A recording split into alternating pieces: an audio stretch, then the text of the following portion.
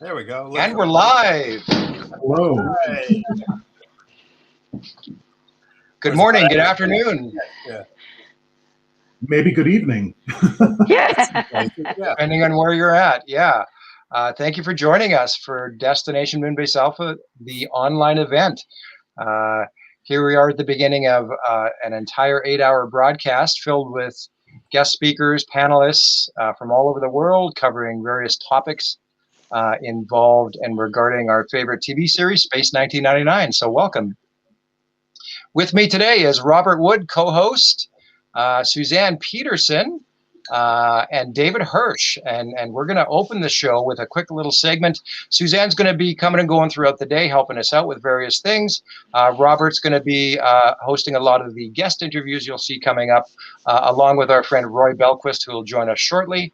And to open the show today, Robert and David will be discussing work on a new project coming up, and they can tell you all about that. Yeah, sure. Go ahead. We've used our quarantine time well and written a book. It started with some items. It started with some items from David's collection that he can tell you a little bit about. Well, when we were doing the, did I freeze there, or can you hear me? Okay, good. When we were doing the Alpha Tech Notebook yonks ago, I managed to secure a lot of material from ITC that they were essentially going to throw out, which included early scripts, writer's guides, and some production art and stuff. So we had a pretty good idea where the show started developing when it was originally UFO Series 2 and then became Space 1999 over the course of 1973. So between those documents and the material that Robert was able to secure from the Martin Landau estate, we started to coalesce this story about how the show developed. And with the blessing and help of Chris Penfold, we were able to put it all into what we hope is a semblance of, something that makes sense to everybody.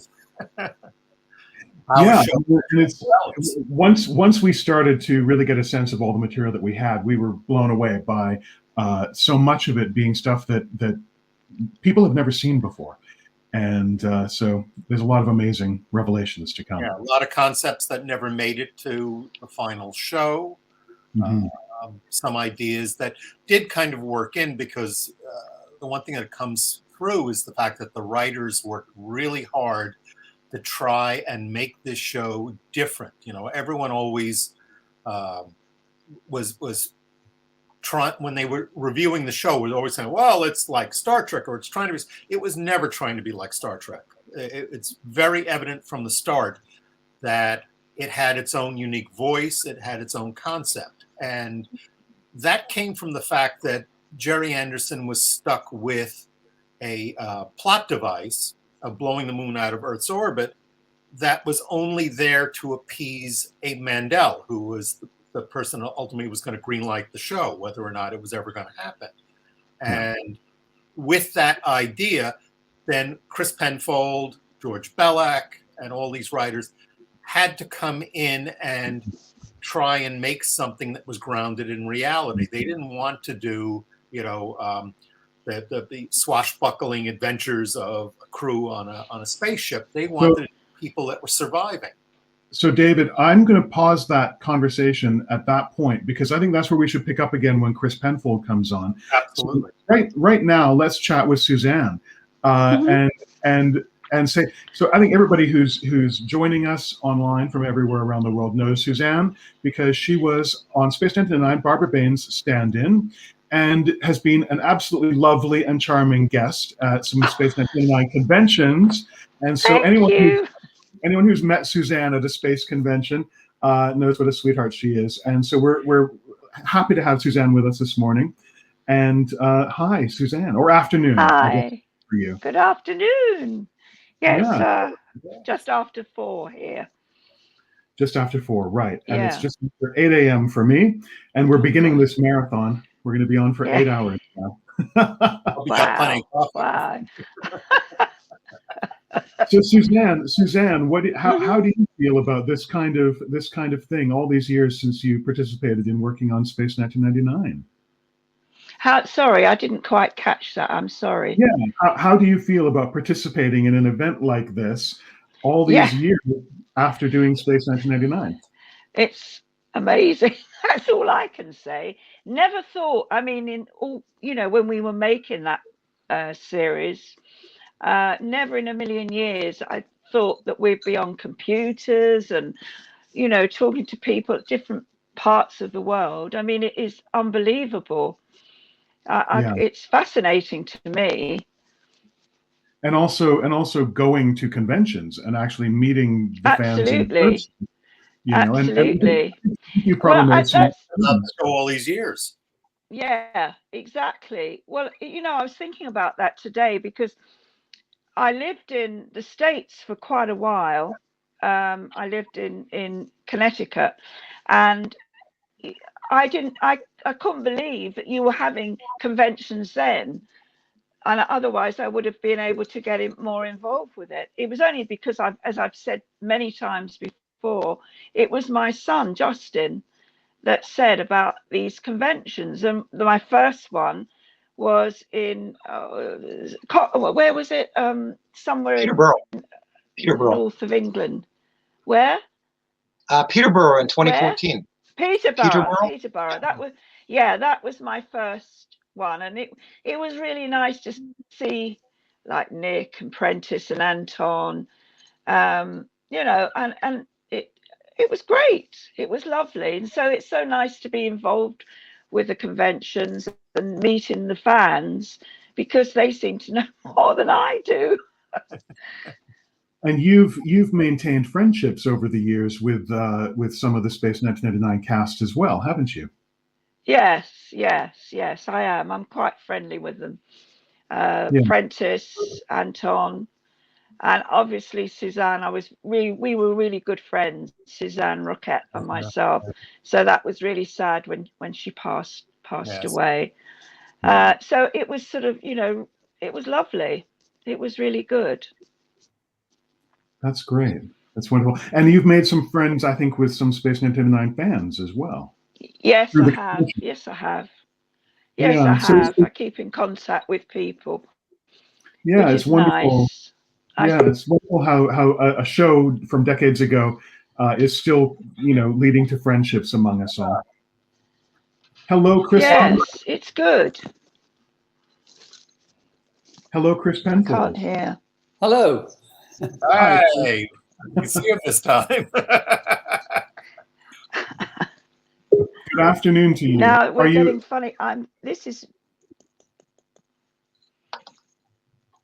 okay. This is going That's funny okay, Suzanne. again, Warren. You and I will let the boys talk about the book coming up, and we can talk off to the side. Okay. Okay. All right. Hi, Chris. Good afternoon. Hi, Robert. Good afternoon, sir. Hi, David. Hi, how are you? Good, thank you. Are you in London? Yes, I am. Yes. Right. Wonderful. So we were just chatting a little earlier, a couple minutes ago. We were just chatting about the book a little bit, and then we were talking to Suzanne a little bit. And so now we're going to go back to the book again.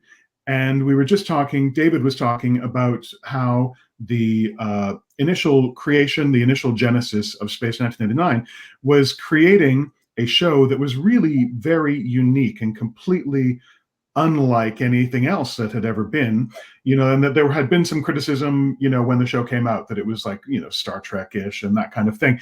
But from the original genesis of the show, there was nothing of Star Trek in it. It was a completely original piece. It was. I've been asked about the kind of central difference between Star Trek and Space 1999 many times, and I think Johnny Byrne put it at its best when he said that the difference was that in Star Trek the Enterprise was always under the control of its commander, and in Space 1999 the moon was at the behest of whatever gravitational pull the universe had in store for it.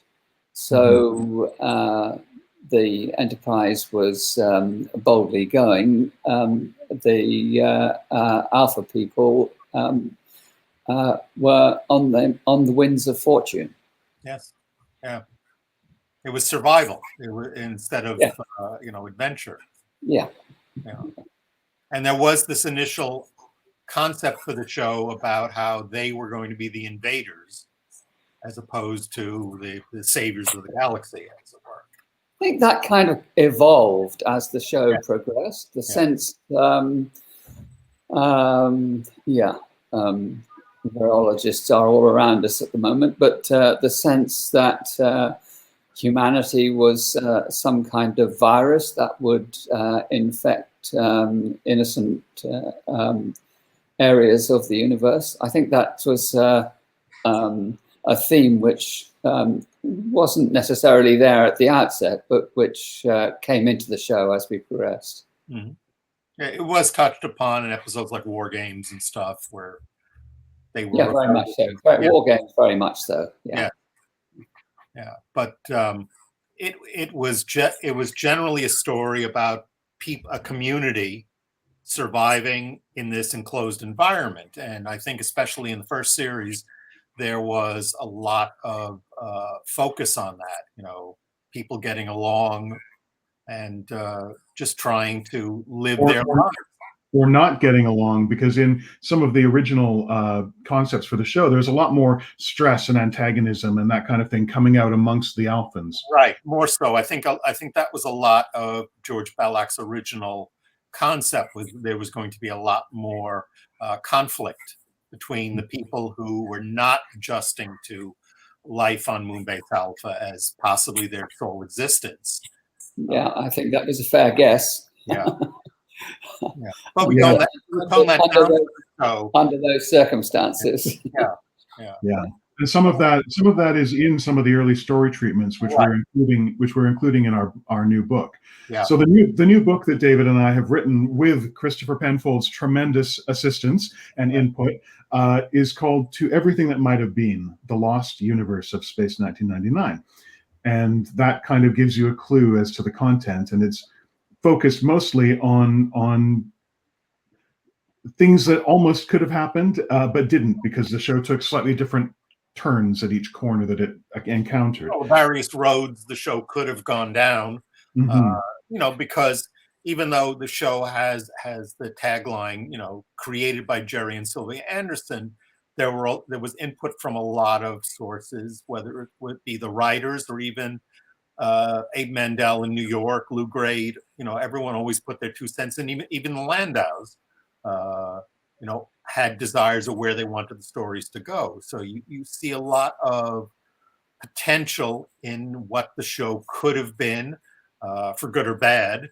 But you see how difficult the show is to, pin down at the start before you've even cast it or designed it.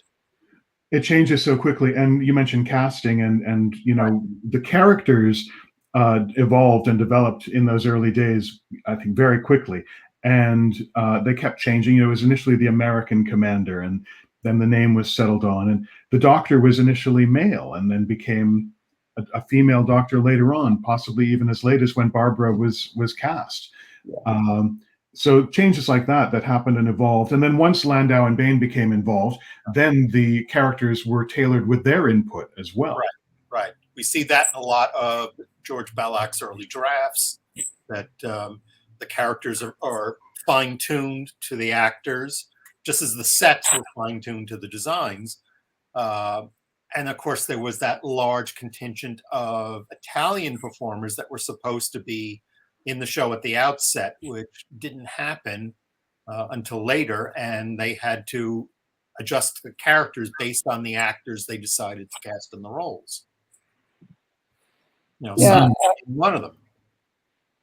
So I think it was one of Jerry's strengths, actually. Well, Jerry and Sylvia, that they were open to suggestions from people like Martin and Barbara and other writers who were contributing to the show. There wasn't really from the outset, although there was a Bible, there wasn't really a template for how this show was going to be. And I think that's one of the reasons why it's kind of admired now for not being the kind of formulaic science fiction show that you've come to know and like or not like, as the case may be.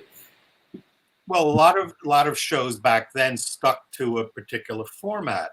Now they're much more flexible, and the one thing that was very evident in the first series of Space was you would go 1 week from an alien invasion story to a ghost story to something that was, I mean, we had everyone likes some people like End of Eternity, which was really about what happens when immortality is given to a character, and what would they do with that life that was never ending.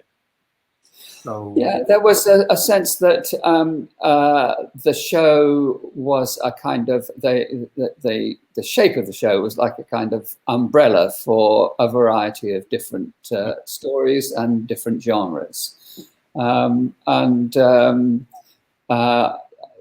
I think that enlivened the way that the show looked, and it enabled individual writers to make very valuable individual contributions. And in your case, Chris, you had some really big, epic concepts in your episodes. You know, with Last Sunset, you gave the moon an atmosphere. You know, and you know, Space Brain, you flooded the moon with alien antibodies. You know, all these big concepts in your episodes, very epic stories. So yeah, I'd never thought of myself as the master of the high concept, but I guess when you put it like that, maybe. You certainly kept the effects people on their toes, that's for sure. Yeah, those are pretty big high concept ideas right there. Well, it was a lot. And then we had Dragon's Domain, which is feature film like. Yeah. All through, because it just, there were some episodes that were just so beyond what you would expect from television to begin with. There's a question for you, Chris. I haven't ever asked you this, but Dragon's Domain was filmed after you had left the series. Yeah. Your script, but after you'd left the series. And I understand that there were some changes made to the script from what you had written to what they actually filmed, which would have happened, you know, during production. Martin and, you know, the director, they would have gotten their bit in. Your sense of seeing that episode, was it pleasure at watching it and seeing that script come to life? I didn't see it for some time after I'd left the show. Was it who did direct Dragon's Domain? Remind me. Was That it was Charlie Crichton? Charlie, yeah. Yeah. It's Charlie. Are we right? Someone. Somebody let us know.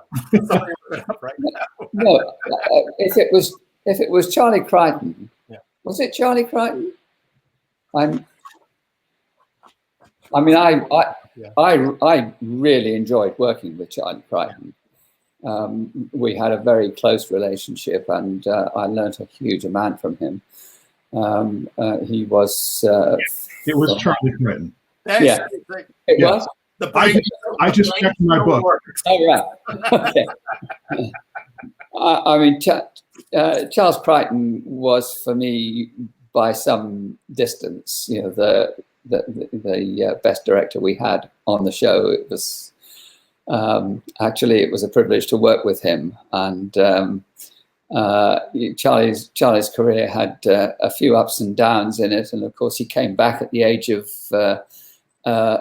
80 to direct A Fish Called Wanda for John Cleese, and he was you know, at the top of his game right then. Yes. And he and I worked very closely to the extent that we worked very closely on the script before we got onto the studio floor. And Charles was insistent that I also attended rushes every day when he was screening them, so that we could, after rushes, have a discussion about how characters were developing, how particular scenes were working, what maybe needed to be introduced in order to improve things, and so on. And Charles's background was as a film editor. He was trained as a film editor before he became a director in the Ealing Studios. It was, for me, it was a terrific experience of blending the experience of being a film editor and a script editor. Many of the lessons that I learned from Charlie have stayed with me for the rest of my life. Chris, was it true that originally the Tony Cellini character was supposed to be Alan Carter? Yeah, I think so. And then there was, as I remember, I mean, I don't really have accurate memories of this, but there was quite a lot of Italian money in the production. I think every now and again they got very kind of antsy about what there was to show for that, as far as the Italians were concerned. So, I think there was pressure to find some good roles for some good Italian actors. Mm-hmm. Yeah, and then I think it was the ending was changed a little because Martin Landau wanted Koenig to kill the monster and not the Cellini Carter character. That would figure with Martin. Yes. Yeah. He was determined to be the commander, and he determined to lead the show. Yeah, I mean, this is what happens with most shows, is that actors want something, they worry about the number of lines they have or how they come off in a script. So changes are made to accommodate them. Changes are made to accommodate the director, or most importantly, it's changes are made to accommodate the budget. What can the effects people do? What sets they can have? So there's always changes right up to final editing. And Martin Landau being the star of the show, I mean, he was the star, and so it made sense. Certainly at that time in television, particularly. For him to be the one to kill the dragon, that made sense. But Chris, you've also said that Martin had tremendous input into the writing of the scripts and into the edit, the tweaking of the scripts, and that you still remember his input to this day. Yeah, well, I certainly do, and as with so many productions. The money really became available too late, and so there was too little preparation time. And the story of the first series of Space 1999 is one of the fact that we were always playing catch up. We were not well enough prepared when the first day of shooting came round. We could have done with another 6 months to get the scripts in good shape and so on. But given that the circumstances that we had, I spent, it seemed to me, memory is probably playing tricks, but it seemed to me to be a routine for me to be working at Pinewood Studios through the day, and then to go home. My own home was quite close by the house that Martin and Barbara lived in Little Venice. And I drove to their house, and we, at the end of the day, would spend an hour or two working either on the scripts on the script that was in production there and then, or on one that was upcoming. And the input that I had from both of them, both Barbara and Martin, was terrific. I mean, I think, when I saw Barbara for the first time at a convention that you had in LA. And she insisted then that you know, that I was kind of just out of university at the time, and that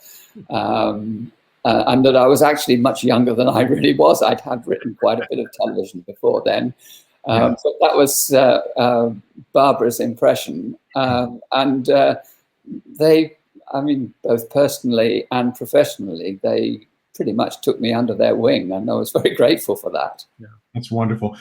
We have a question on the screen from Jim Iachino. I'm sorry if I pronounced that wrong. And he's asking about whether you would have liked to have contributed to series 2 if you had the opportunity. And we should preface that by saying that you actually left season 1 before season 1 ended, and that it was your choice that you left. And so you can feel free to say some more about that. But then you did participate in year 2 because you wrote a script called Dorzak. And so you can say a couple words about that also.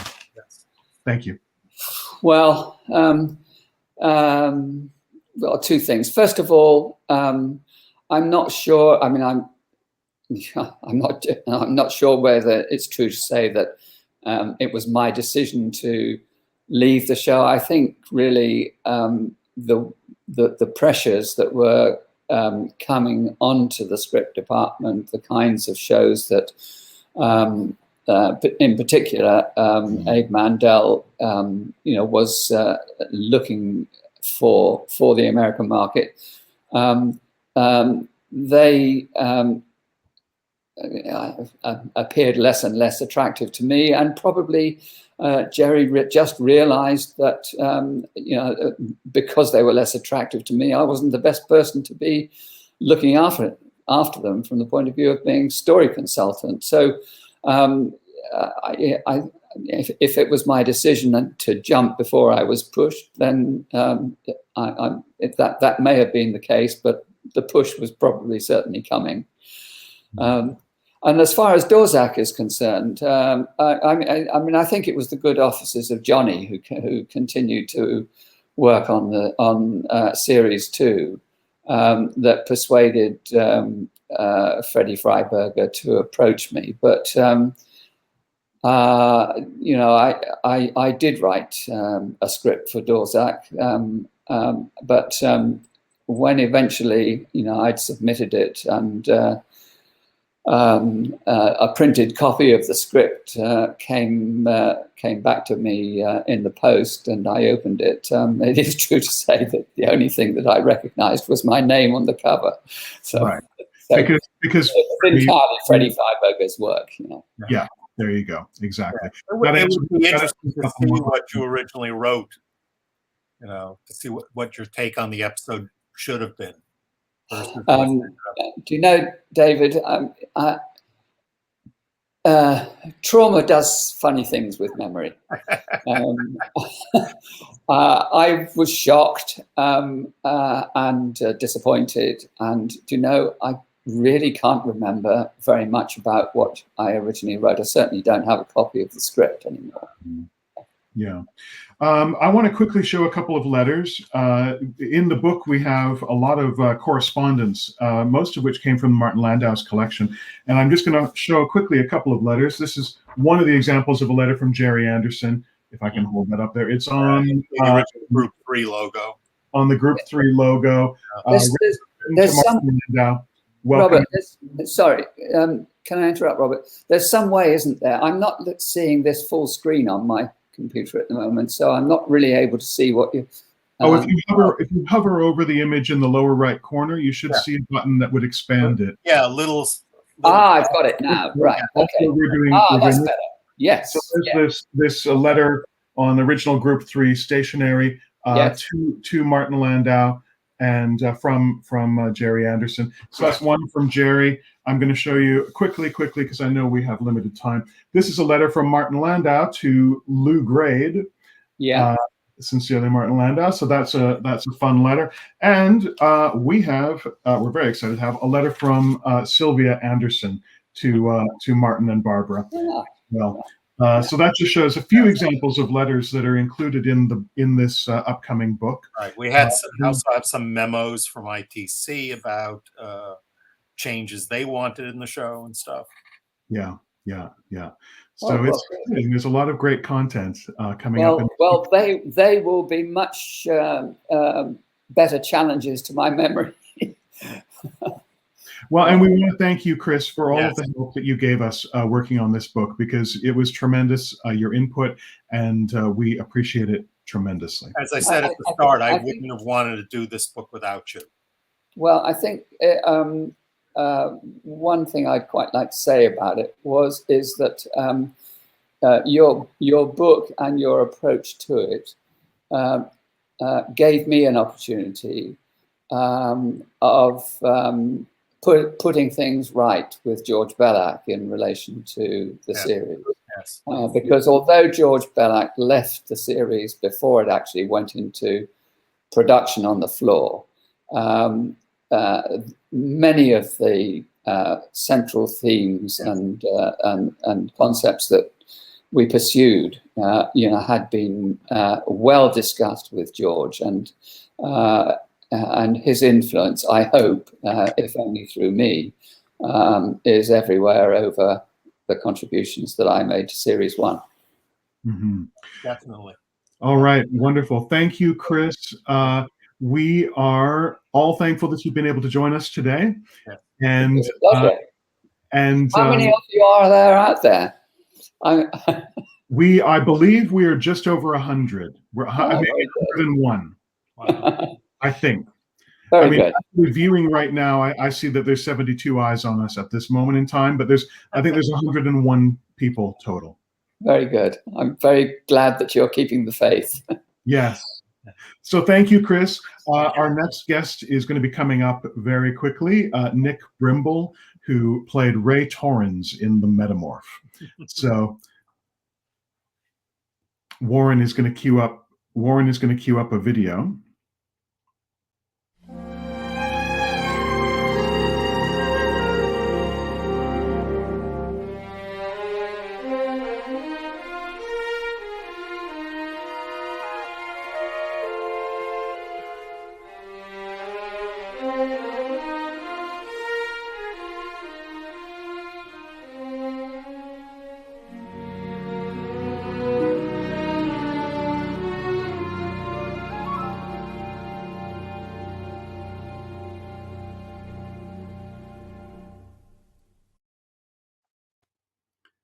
Hi, Nick. How are you? Hi, I'm very well, thank you very much. Wow, welcome. Amazing to see that stuff. It's been a very long time. Yeah, welcome to the virtual convention. Thanks for joining us. Thank you. You were in the first episode of year 2 of Space 1999 called The Metamorph. You played Ray Torrens, and you went on an Eagle mission with John Hugg down to the planet Psychon. And then you were captured by Mentor, and you had your brain drained. And then, proud, bless it. I've never recovered from it. And then you became sort of a minion in his mines, mining rocks and stuff. And I wanted to show you, I don't know if you've ever seen this, but you were on the cover of a Space 1999 novel called Planets of Peril. And there's your picture just about to have your brain drained. Well, I didn't know that. How amazing. Well. So I wanted to ask you your remembrances. Do you remember anything about getting the job, about working at Pinewood on Space 1999? Well, you do have to remember this is 45 years ago, so I don't remember an awful lot about it. But I think that's one of the things I remember most. I'd come out of regional theatre only a couple of years before, and I had moved to London, and I was doing some theatre and television or film mixed together at that time. And I think this was the first time I ever worked at Pinewood Studios. So that was quite impressive for me. I remember, finding my way there in my little old car, driving with my A to Z, finding the way and getting in and parking in there and working in Pinewood was, for the first time, that kind of was a bit of a sea change for me. That was really good. Yeah, exciting. It would have been exciting for a young actor. Yeah, it was. It Yeah, was. yeah. And then you did quite a bit of work in that episode with John Hugg, with Martin Landau, with Barbara Bain. Do you have any particular remembrances of working with any of them? Well, I remember John very well. We were very friendly at the time, and I haven't seen him for years. So if we ever get to meet up again on these things, that would be great. I haven't seen him for a Well, long time. yeah, we're hoping that John will be able to join us as a guest at the in-person convention next year in London. And so you may well get to meet him again there. Wow, that would be great. At homecoming, everybody Yeah. will need to see each other again. I don't know, hope as long as we don't have to wear those uniforms. No, some of the fans will be wearing the uniforms, Oh, but really? you won't have to. That'll be okay. With that thing on my head that looks like one of those old ladies' hair dryers getting a perm or something, you know. Yeah, it kind of does, doesn't it? I'm trying to hold that up there so you can Yeah. see. Yeah. And I'm looking at questions here. We're getting a comment from Phil Merkel, who's saying that he loves the photo wall that's on the wall behind you. Oh, right. Okay. Yeah. In your home there. So that's nice. People are enjoying that. And this was early in your career, working on Space 1999, as you said, and you're still acting today. You've had a long, terrific career. Is there anything else in the career that you want to mention to us today, or what you're doing now? Well, I work on a TV series called Grantchester, which is Mhm. you know, a crime thing set in a village in the 1950s in a village called Grantchester, just outside Cambridge. Mhm. And after we finish this, I should be packing my bags and having something to eat, and then 5 o'clock tomorrow morning, I should be heading up there for 3 or 4 days. So Oh, that's great. good. It's still good to be still working after all this time, because I'd come out of when I started out. I mean, I was a teacher first. I went to university. I went to teach in the Middle East. Went to teach in Baghdad, in fact, and then I came back and taught in London for a while before I thought I'd like to give acting a go, but can I make a living at it? So I started in the like 69 doing theatre and education, going around schools and stuff, and then did a lot of regional theatre. Then came up and worked in the RSC and the National Theatre, and moved into TV and films. And thank the Lord, I'm still going now. Yeah. Some 45 years later. So that's great. Tremendous. And then also, I mean, having had COVID, lately, it's been, interesting for productions to get back to work again. Well, we've been very fortunate that we worked right the way through it. We did the series that is currently showing in England right now, season 6. We shot right during the extreme COVID times. So it was very difficult. Every time somebody would test positive in the makeup or something, then that would mean one of the actors would have to go and self-isolate. And we had a lot of scenes where people had to be green screened in later because the whole thing had gone wrong, and they couldn't appear at the time. Right. But we got it shot, and that's the one that's showing now. And now we're shooting the next season, which it's not quite so extreme now. So we still take care, but it's not as bad. Yeah. Still have to be tested an awful lot, and all that kind of stuff. Right. But it's really good to have worked right through it, because people in theatre, I mean, I always think early on in my career, before Space 1999, when I used to work in theatre all the time, people who are working in theatre now just been thrown out of work. They're retraining to be van drivers or something because there's been no work. Yeah, it's been shut down. There was just a question on the screen from Christopher Crowley Paulson. He was asking, what did you teach in the Middle East? Oh, English literature. Wow. Yeah, I taught English literature at the University of Baghdad. I worked in 2 colleges, the Kulliyat al-Adab, which is the College of Arts, and the University College, which is for postgraduate students as well. Obviously, I taught in English. I didn't speak Arabic, well, not enough to be able to do that. And I was only there for a year because the 6-day war started and we had to get out quick. So, but I had a great time there. I liked being there. Wonderful. There's a question I've seen here Oh, I can see from, that. well, there's one on the screen right now from Mark Craig, mentioning that you appeared in 2 episodes of Dempsey and Makepeace as a very memorable villain. Yeah, that's right. I remember I was running around London with a feather in the back of my head, which is very strange, but it yeah, it was quite successful, that. And the series was shown in America as well as all around the world. So There was another question from Ben Page. He was asking if you had any particular interest in science fiction, or if it was just a job working on Space 1999. And if you recall anything about challenges, or in general, if there are any challenges as an actor in making a fantasy piece believable. I think that's the same with anything, really. It's all make believe, and the challenge is to make people believe that you are whoever, Little John. Now I'm a nice, kindly gentleman. That's just as much of a stretch as being having my brain stretched out in this. So it's just to try and be convincing. And so I wasn't particularly a science fiction fan or anything, but I was just trying to get established working in television and film, and it was a very good job to do. I remember we started out, I think I was only employed for 1 week initially, and then it got more difficult, so it turned into 2 weeks, because I think there's a lot of animals in that episode. I haven't seen it since then, but I remember trying to get the animals on their marks was tricky. And so we were wandering around like a zombie in mines trying to work with chickens and all sorts of animals, I believe. Right. Yeah. And then in the end, there was explosions and fire, and in the end there was a big piece of girder work that fell down and there's a question I just saw asking if you enjoyed the chance to play Little John in Robin Hood.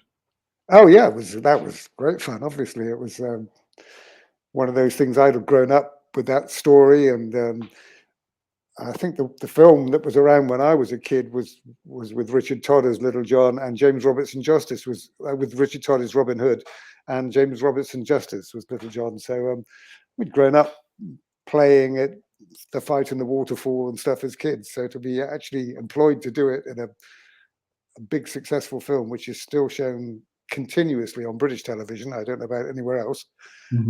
So that it's just very gratifying to be in something that people still know and remember. That's great. And back to Space 1999 again. So when you did that episode, you were directed by the great Charlie Crichton. Yes, that was very impressive, because of course I knew he'd done some of the Ealing comedies, the Lavender Hill Mob and things like that. And I did work with him again. He employed me on, I think it was an episode of The Professionals and maybe something else. So I was very pleased to be working with him. Yes, great. And did you meet the creator of the show, Jerry Anderson, co-creator of the show, Jerry Anderson? No, I didn't. No, didn't meet them. Brian Blessed, of course, I've worked with on various occasions since. He's fairly memorable. You don't forget him. We did a show together in Jamaica called Return to Treasure Island. He was Long John Silver, and I was a villainous pirate who was trying to usurp his power, called Keel Haul, because I'd been dragged under the hull of a ship and I had a big scar on my face. Except Brian kept calling me Keyhole half the time, so I remember that very well. But we had a lot of fun in Jamaica on that location. That sounds like a great show. That was a film? No, it was a television series. Television series. Okay, yeah. That would be a fun one to track down. I've never seen that. Oh well, if you want to see Brian, it would be it's a good thing. To Return to Treasure Island, it's called. Yeah. Return to Treasure Island. That's great. People are commenting that Grantchester airs in the United States on PBS, so Americans can see the show as well. Yeah, it's very popular in America. I know that's contributes to the fact that we're on the 7th series, because they do like it over there. Yeah, there's a person who's asked about whether you would have wanted to do more episodes of 1999, or if it was pitched to you as a one-off. Well, since your character passed away in the episode, I don't think there was any chance for you to come back as a zombie. You would have been sort of a zombie character, but I don't think that would have worked. Well, as a zombie, I can come back as a sort of a Frankenstein put-together character. Well, you did a Frankenstein film as well, didn't you? I did, yes. With Roger Corman. Frankenstein Unbound. With Roger Corman, yeah, that was. Yes, that was in Italy. That was great fun. Yeah, that was a fun movie. I've seen that. I remember that. Oh, have you? Right. Yeah. I don't think a lot of people have seen it. It didn't get the distribution we'd have hoped for, but it was great to do, with John Hurt and Raoul Julia, Bridget. Yeah, terrific cast. Yeah, it was. Absolutely. And people who want to see Return to Treasure Island, apparently it has been released on DVD. Oh, really? Great. So we can all get it. And Jimmy Acino, he also remembers Frankenstein Unbound. There we go. What was it like working with Roger Corman? Oh, it was fantastic because, you know, I didn't know him before, obviously, but you always had this impression of this sort of wild man with strange ideas. And of course, in fact, he's a very sort of conservative gentleman, very polite and friendly, and he just makes these kind of off-center movies, but he's very sort of straight and conservative. And he was a great guy to work with. I remember, I'll tell you one little story about him. We had a scene, one of my early scenes, I was the monster and I had superhuman hearing, and that our pitch was to try and he'd been made to be better than ordinary people. So his hearing was very acute, and he came down into town and there was fireworks going off, which was hurting his hearing. And so he was very distressed. And a night watchman comes and is holding up his torch and shouts at him. So he grabbed this night watchman, lifted him up, plunged his fist straight through his chest, pulled his beating heart out, which was pumping in my hand while they were pumping blood up my arm, blood coming out. It's the most extraordinary scene to be thrown straight into do. And at this point, Roger Corman came up to me, and the direction he gave me was, Nick, at this point, overacting is impossible. That's a great direction. Yeah. That's wonderful. Because the sort of film he was making was quite sort of philosophical and serious at times, but as it was a Roger Corman film, then about once every 10 minutes you had to rip somebody's arm off or something, you know. That's good. Did you, when you worked on 1989, did you have much interaction with Martin Landau or Barbara Bain that you remember? No, I remember them being in it. I remember them. I was very impressed by them, but I didn't really know them. No. The person I was actually friendliest with, I think, on that shoot was John Hugg. Mm-hmm. And do you have a preference in working on television, on film, in theater? Well, I'm just glad to be working, quite frankly. But I started out, as I said, I was a teacher and I grew up going to the theatre. And when I was thinking of, could I make a living being an actor, I was thinking of theatre. It never occurred to me that I could be in movies or on television. But now that's what I prefer doing. It's the idea of doing 8 shows a week in theatre now, and it's a little bit too hard for me. So I'm very happy to be going off to location up to Cambridge with a lot of nice people, enjoying myself and for 3 or 4 days, and then come home for 3 or 4 days. And, you know, that suits me fine now. That's wonderful. That's great. So thank you very much for joining us today. Well, thank you for having me. And we really hope you'll be able to join us a year from now in London. Great. September of next year, we'll be at the Radisson London Heathrow, and we're going to have a huge guest list, and we're going to have a lot of fans in person, and it's going to be a very fun event. So we'll keep you posted on that as it gets closer. Okay. That'll be a good opportunity. People can get autographs from you and photographs and all that kind of thing. Okay. Well, thank you for having me. Thank you. Yes, very much. thank you, Nick. Bye. Bye. And I think we have a few minutes here. We could maybe bring back Christopher Penfold and David Hirsch, who are, I believe, still with us. Yes. Caught me in. Hi, guys. How are you doing? You're enjoying this? Yes. Just seeing that clip from series 2, the two Alphans in the cockpit of the Eagle, reminds me that I was actually in Cambridge myself earlier this week for the 60th anniversary of my first term there.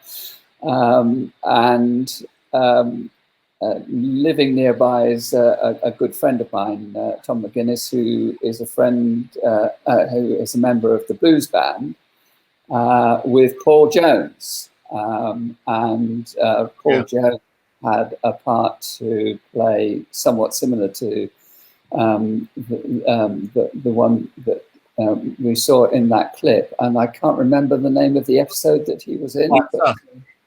So what was it? Black Sun. Oh, it was Black Sun, was it? Yeah. All right. Yeah. Well, the blues band are all in their 80s now, and So they're doing one. I've just learned that they're doing one last recording and then disbanding. I think they've had a pretty good run. Chris, we have a question on the screen from Ian McLaughlin, who's asking if you are still writing scripts. Well, that's a good question, yeah. Because we, Robert and Steve Warneck and I are the co-creators of a new series called Helios, which we've spoken about at conventions once or twice before. We have, through the lockdown period, we've done a complete revamp of the approach to Helios. We're now in, I think, a really good position. We've ready for the autumn pitching season. I think for fans of Space 1999 who like some of the themes that we discussed in that series, I think you'll find Helios will be taking you in directions that you will like. I think it's going to be a terrific series. It's very, very pertinent to the times that we're living in now. Although set somewhat in the future, the trends that we see in the geopolitics of our planet at the moment will be played out, I think, pretty effectively in Helios, and I hope that fans will get an opportunity of seeing that. It will, of course, take us a year or two before we're ready to transmit it, but it's been a long time in gestation. All three of us have really enjoyed working on it, and I think we're in really good shape now for a kind of final push to get it up there onto the screen. So yes, I am still doing a little bit. Still working, and Yes. we're loving it, and we're loving working with you. And now also we should talk about our book just for a little second here and say that the publisher, who I don't think we've mentioned yet, the publisher is Telos Publishing, which is a publisher, an independent company in England. And in terms of the release date, I've seen a few people have asked when it's coming out. I don't have an exact date for you, but it will hopefully be early in the new year. It is finished now. The formatting is done, but the thing is that their publishing schedule is filled for the rest of this year. So we hope to be early in 2022. Very good. Very good. Yeah, yeah. Can I mention the other book that I'm involved in? If that's Yeah. okay. Well, yeah, we'll be talking about. You mean the one with Jamie? Yeah, that old thing.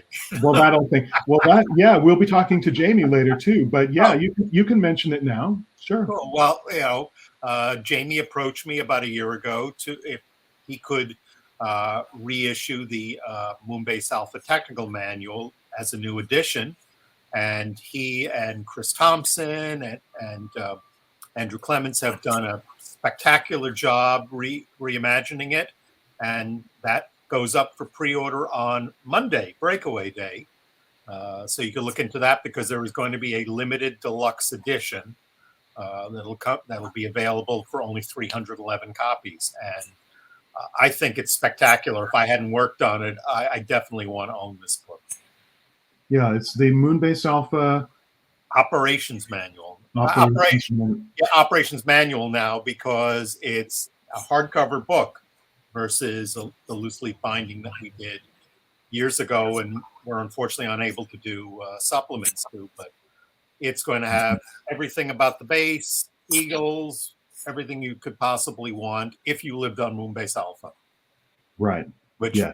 some of you all hope to. Well, we better get up there by tomorrow, September 13th, breakaway day, right? Yes. Yes. So, Chris, are you going to be sticking with us, or will you be taking off? I'm now? going to take off. I'm going to take off pretty soon Okay. now. But it's been a real pleasure to be here. It's been Great wonderful to having talk to you. you, Chris. Thank you. Always Thank a you for pleasure. joining us. Yeah. And no doubt we'll be talking again soon, Robert. Absolutely, we will. Yes, Very we will. Take care of yourself. Have a good evening, Chris. Good luck with the rest of the show. Thank you. Thank you. Bye now. Bye. Bye-bye.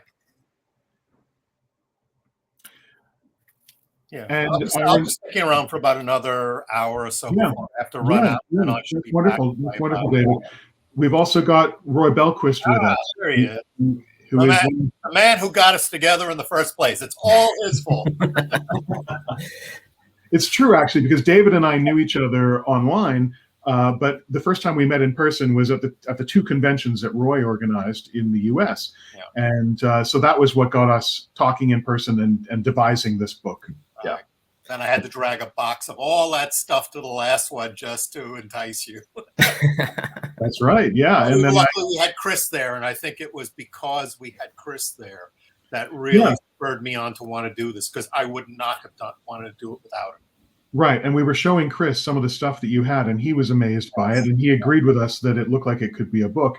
And then I had the access to a bunch of stuff that came from Martin Landau's collection. Yeah. And that kind of, filled in the second half, essentially, of the material that we needed. That was a treasure trove, because we all knew about the complicated production on the show. And Martin was a wonderful pack rat, keeping all the shooting schedules, the call sheets. We saw all the actors. I mean, we're going to have in this book listings of all the performers who appeared on screen, including background characters. You can see how consistently they were there from episode to episode. But just some of the chaos that went into the shooting, because Breakaway actually was reshot several times after they went on to other episodes. Mm-hmm. So, David, I'm going to end the particular conversation about the book right now, because I think we are about ready to be joined by Carla Romanelli. And so I think Warren has a short little 30-second video he can play, and then we will see Carla. Okay.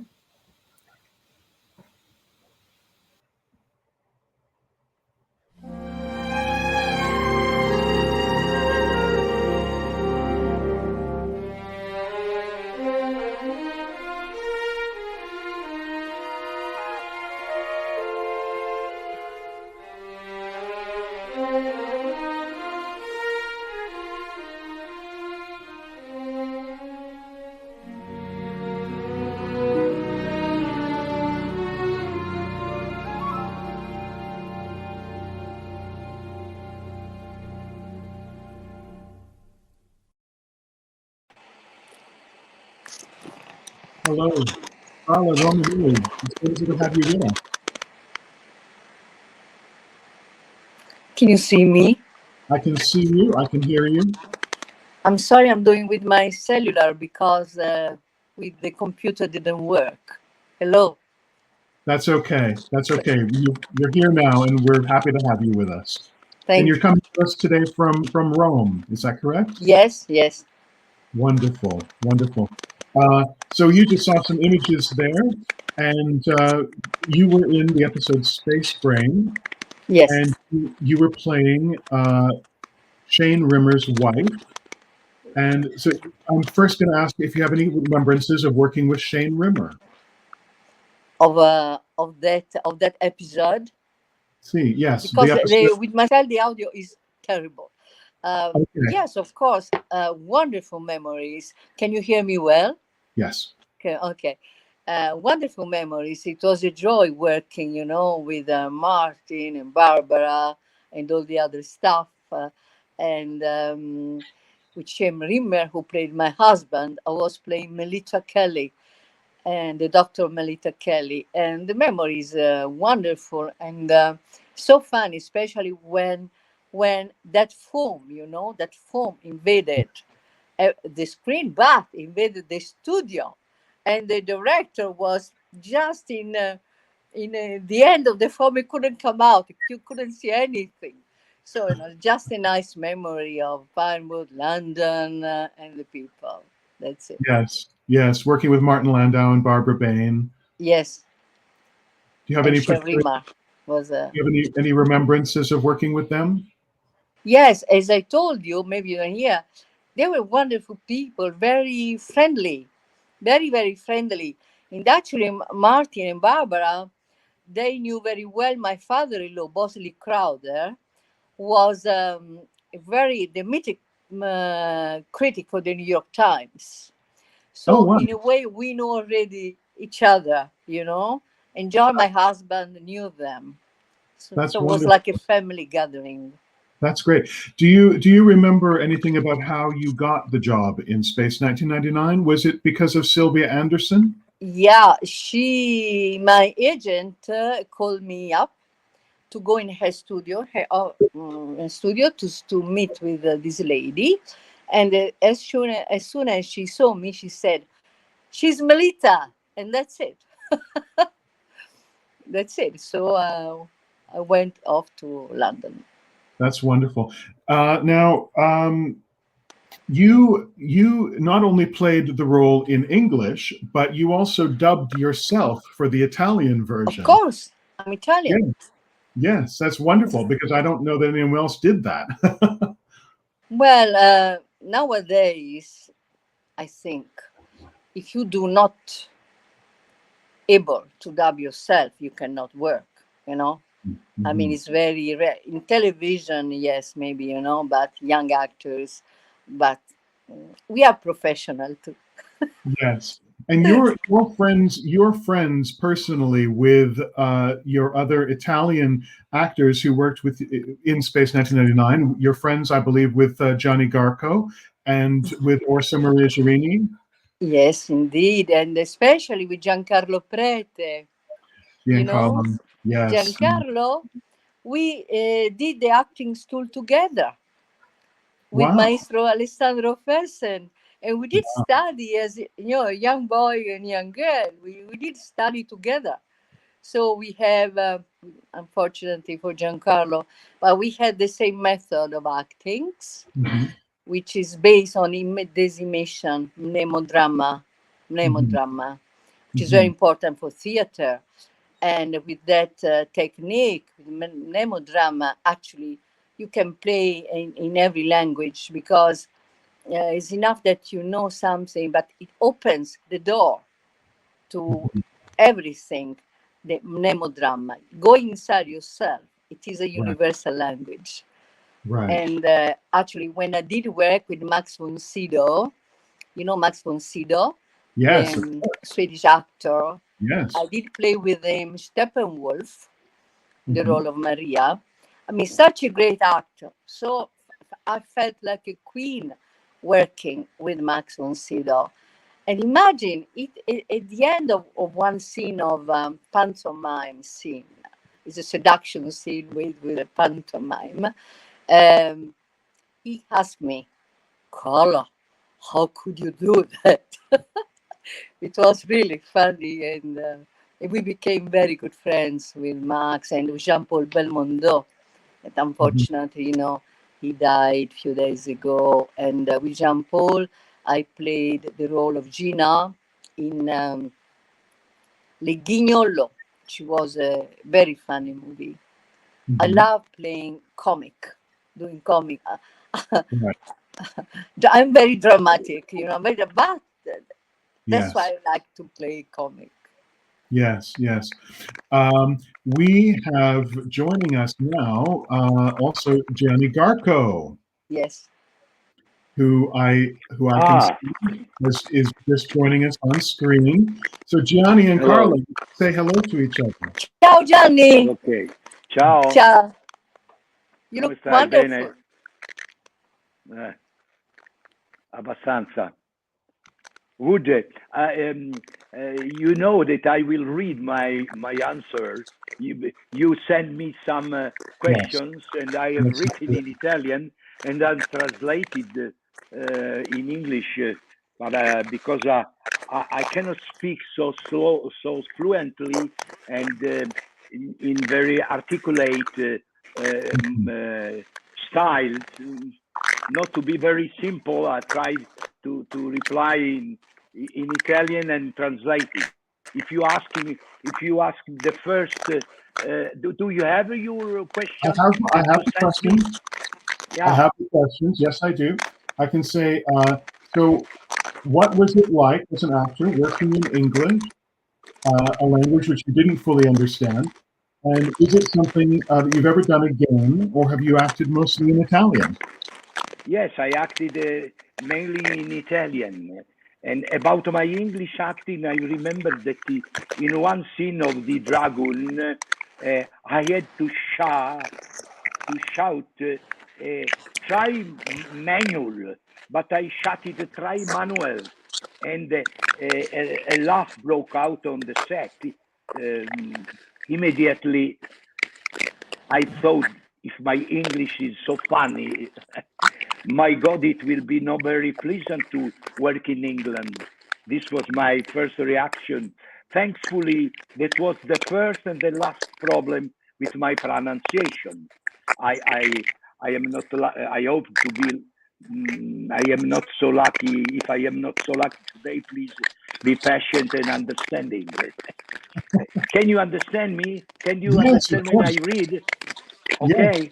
Okay. I actually, in order to have a correct lip movement, I played all my Western in English, helped by a dialogue coach, of course, or listening to the correct pronunciation on from a type recorder. Okay.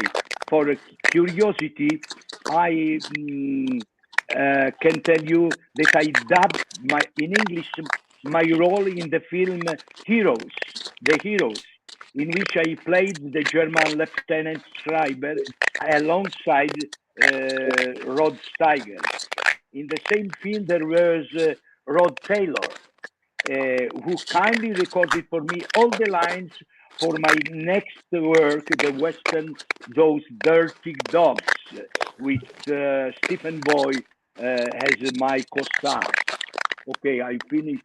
If you want to do, So, okay. what are your memories of being chosen to play Tony Tellini in Space 1999?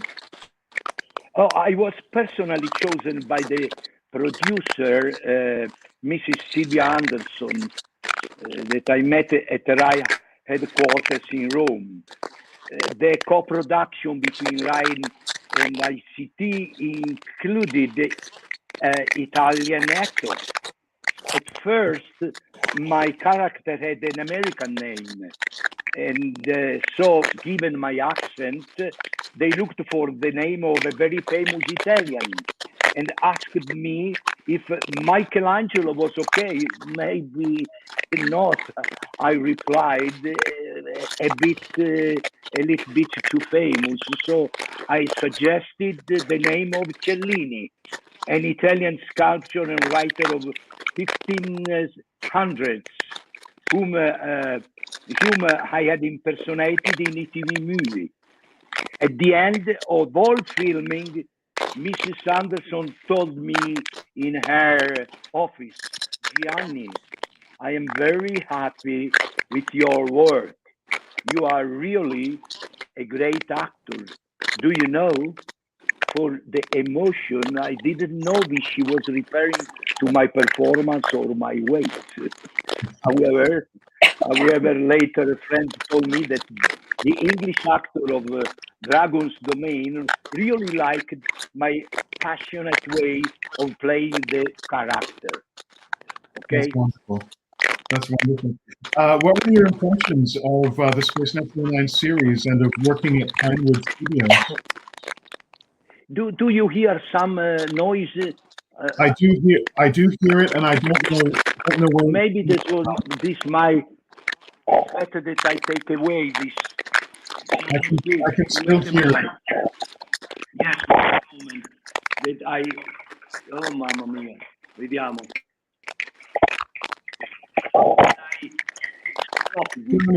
Johnny, Wait. Now I will. Just a moment. A pad.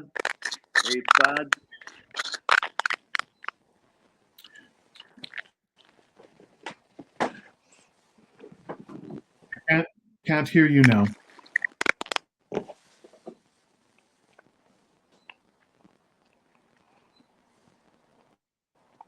Can't hear you. Non si sente. Non si sente, Gianni. Non si sente. Non ti si sente più.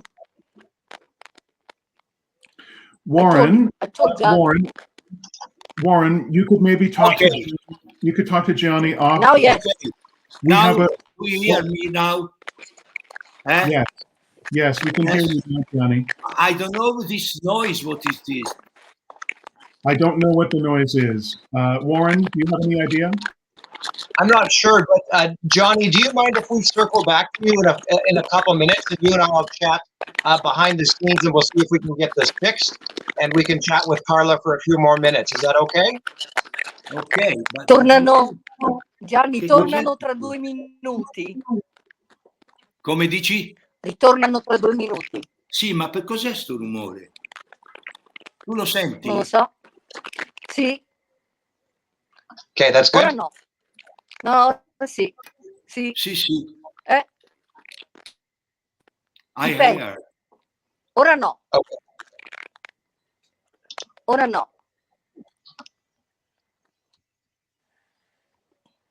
Okay, that's fine. We'll see if we can get that working for Johnny again. Thanks for your patience, everybody. Hi, Carla, and yes, thanks for joining us. What I'd like to do for a few minutes is Carla has a special video prepared. We'd like to run that. Is that okay, Carla? Yes, great. And we'll come back in a couple minutes and see where we're at. And our other guest has been trying to join the stream as well, Orso. So we'll see about getting him on here in a few minutes as well. Okay. Sounds good.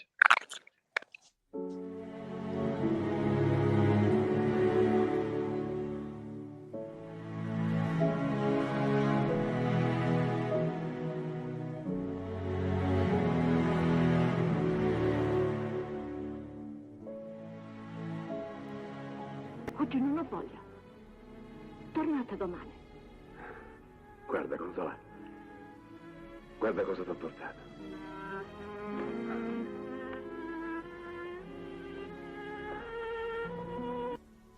Melita. Dov'è? Che cosa è successo? Melita. Lo stanno operando. Che cos'ha, comandante? Melita. Kelly. Aiuto. Kelly!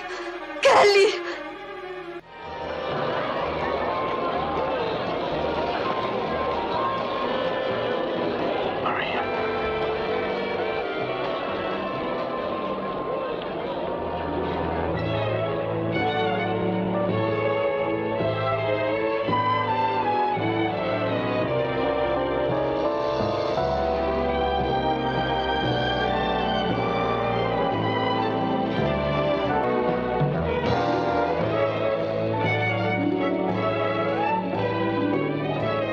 Hermine is waiting for me now.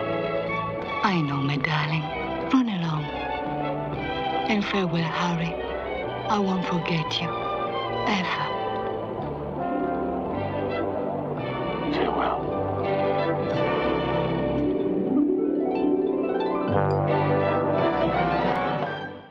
Look, my village, Chinhao. I was born there.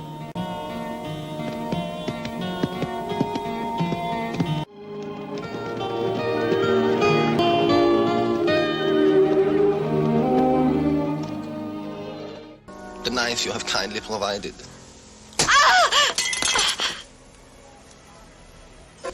Ingo's gone! Taken his suitcase with him. Some man scared him.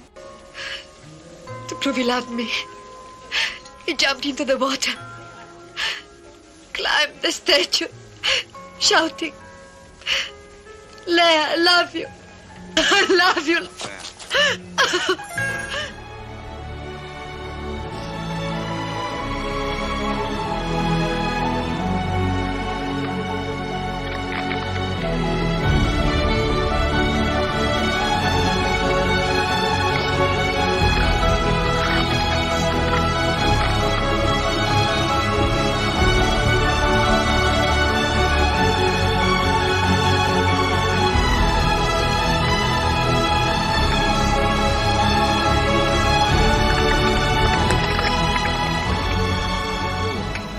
Je veux dire par là que des flics, des assassins tournent comme des guêpes autour du pauvre Alexandre. Oh, c'est ça.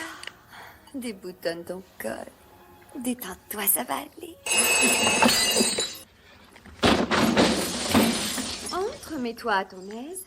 On peut très bien vivre dans le noir. D'accord, c'est d'accord. On ne complique jamais assez. Il nous reste une demi-heure avant l'arrivée du bijou.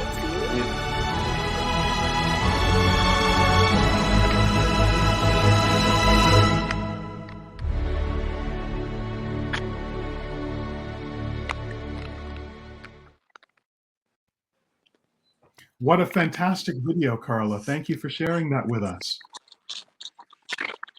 Thank you. Thank you. There were some very familiar faces acting with you in those clips as well. I saw Giancarlo Preti. I saw Max von Sydow.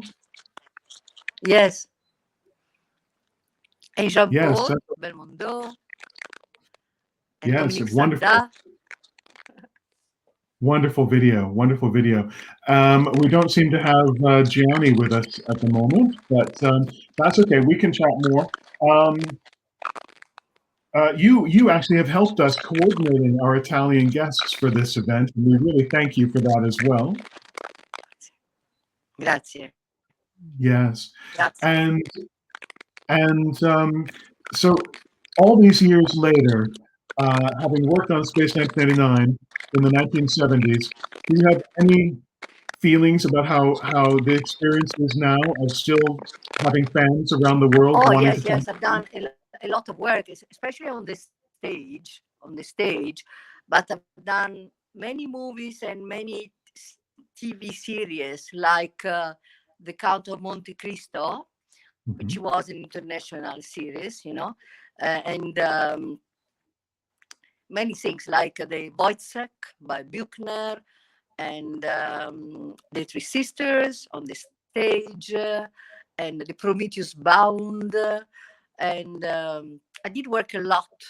Yes. And especially in Hungary, I became very, very well known, like an icon in Hungary. And I did 4 movies, for full movies. One was nominated for the Academy Award as the best foreign film, but didn't win. But it won in Berlin with the Silver Bear. And another movie that was shown at the Cannes Film Festival. It was A Very Moral Night. Wonderful movie by Mac Carroy, a great father of the cinematography in Hungary.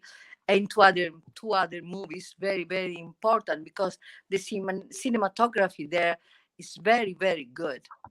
Very, very good. Like, at any rate, I did work a lot, especially on the, now I'm a writer. And my work is coming out soon. Oh, wow. Tell us quickly about your book. I hope I can bring it next year in English in London. It is, yes. The name is The Valkyrie of Peace, and it is about Bertha von Suttner, the first Nobel Peace Prize woman.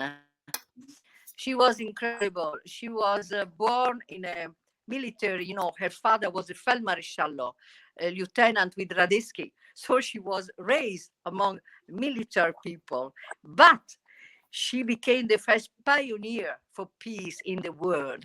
And she did fight a lot in order for the First World War never to happen. And she influenced the Tsar Nicholas II, you know, to write the peace, appeal for peace at Haya, in the Haya in 1899. And she influenced Theodore Roosevelt, so that the war between Russia and the emperor of Japan couldn't happen. She asked him, please let them hold their hands instead, She was incredible. I'm in love with her. And That's wonderful. It took me 4 years to write this book. I did a lot of wonderful. research. Well, we look forward to having you at the convention in London next year in September. And we'll be able to purchase your book from you and have you autograph it. That will be wonderful. Grazie. Okay. So thank you, Carla. We're going to let you go now and continue with Gianni. And so Carla, thank you so much for joining us. And we will see you in person next year. Yes, grazie. Ciao. Wonderful. Ciao. Ciao. Ciao. Hello again, Gianni. Hello again.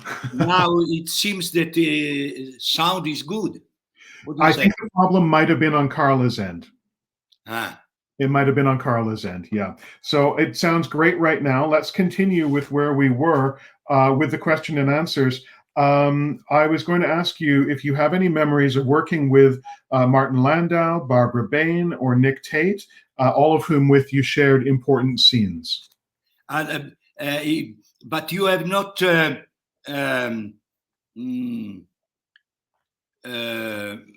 did we do the previous question was what were your impressions of the Space 1999 series and of working at Pinewood? Yeah. But it was a wonderful experience. Work on the set in Pinewood was very well organized, and there was an attitude of a great respect toward the actors, which the community of actors reciprocated. I remember that in a window of the studio's restaurant reserved for the artists, many Oscar awards were exhibited, among which I saw the one received by Laurence Olivier for Hamlet.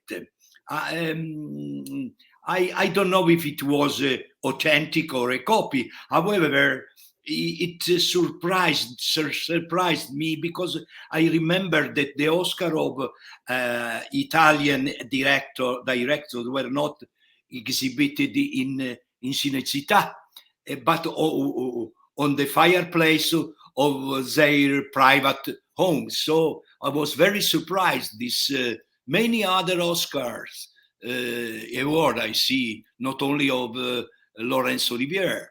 This was a nice thing, nice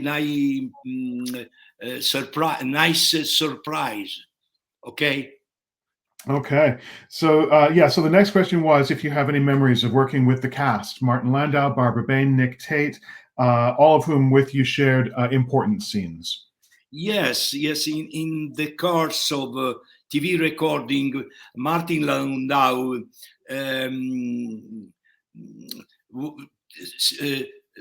very often told me, don't worry during that we were shooting before the take, don't worry, Gianni, keep your time.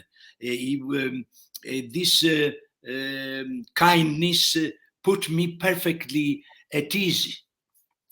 Nick Tate, on his own initiative, recorded my lines with the correct pronunciation. And this, you asked me if Martin Landau told that story. What about it? That's right, yes. Yeah, if Martin Landau told a story that he helped you rehearsing your lines, and if you remember working with him. No, there was no rehearsal for Space 99. Before starting the TV shoot, the director asked the actors seated around a large table. There was whiskey and sandwich, everything. And director asked to everyone if they had problems with their lines. Some proposed changes, others made observations, which the director discussed, and finally, for the great part, accepted.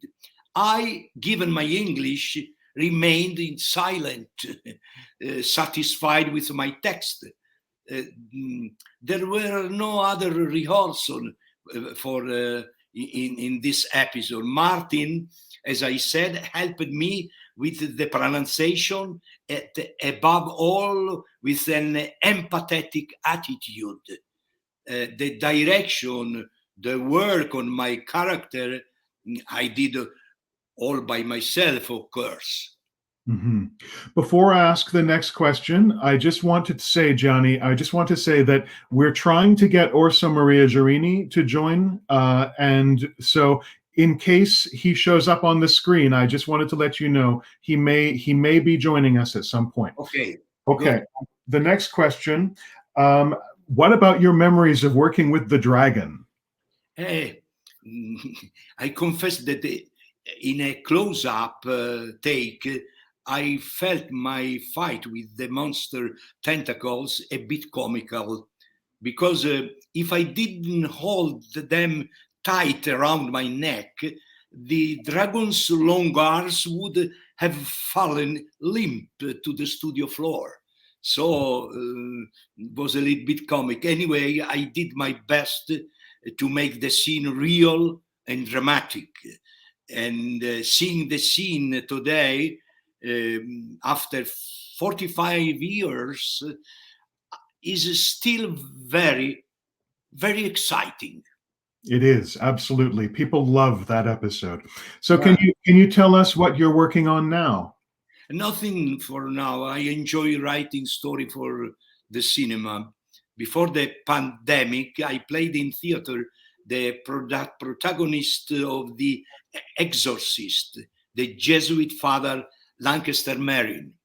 And it was hard for me to enter the role of that priest. To prepare my performance, I read a lot about Jesuits, possessed, and exorcists. When I finally understood that there was no difference between a demon possessed and a good actor, my performance became excellent. Because actors are demon possessed and also a little bit exorcists. On one last curiosity, an Italian writer, Michele Tetro, wrote a novel about Tony Cellini, The Burning Eye of Battian, which give a deep and mythical meaning to his deadly challenge against the monster. But the work is above all the tale of the fourth bond of friendship and human solidarity between the character of Tony Cellini and Commander Koenig. That's all. My dear intervistatore, come si dice? Yes, that's wonderful. That's wonderful. My dear Robert or Bob. Okay, I can give my greetings to everyone, and thanks all for fans, for the passions that keeps they still flying with Space 1999. Thank you so much. We have done. Thank you so much. And we are very much looking forward to seeing you in person in London next year at the convention, along with Carla and hopefully Orso as well. We'll have a number of guests come over from Italy. And I can tell you, the fans will be very excited to see you in person. And they'll be wanting to get your autograph and photographs and everything. Me too. I adopted my Tony Cellini in Italian, obviously. Yes, you did. Wonderful, wonderful. Sure. But have you understood everything that what I have read? Yes. A lot of mistake of pronunciations. It's okay. It doesn't matter. It's wonderful Okay. to see you. We are so grateful. We thank you very, very much for joining us today. You are very, very nice. Thank You you. are I hope to see you really in London. Yes. We'll see you next year. Thank you very much. Thank you, Johnny. Ciao. Ciao. Ciao. Ciao. Bye-bye. Okay, so I don't believe we have Orso with us.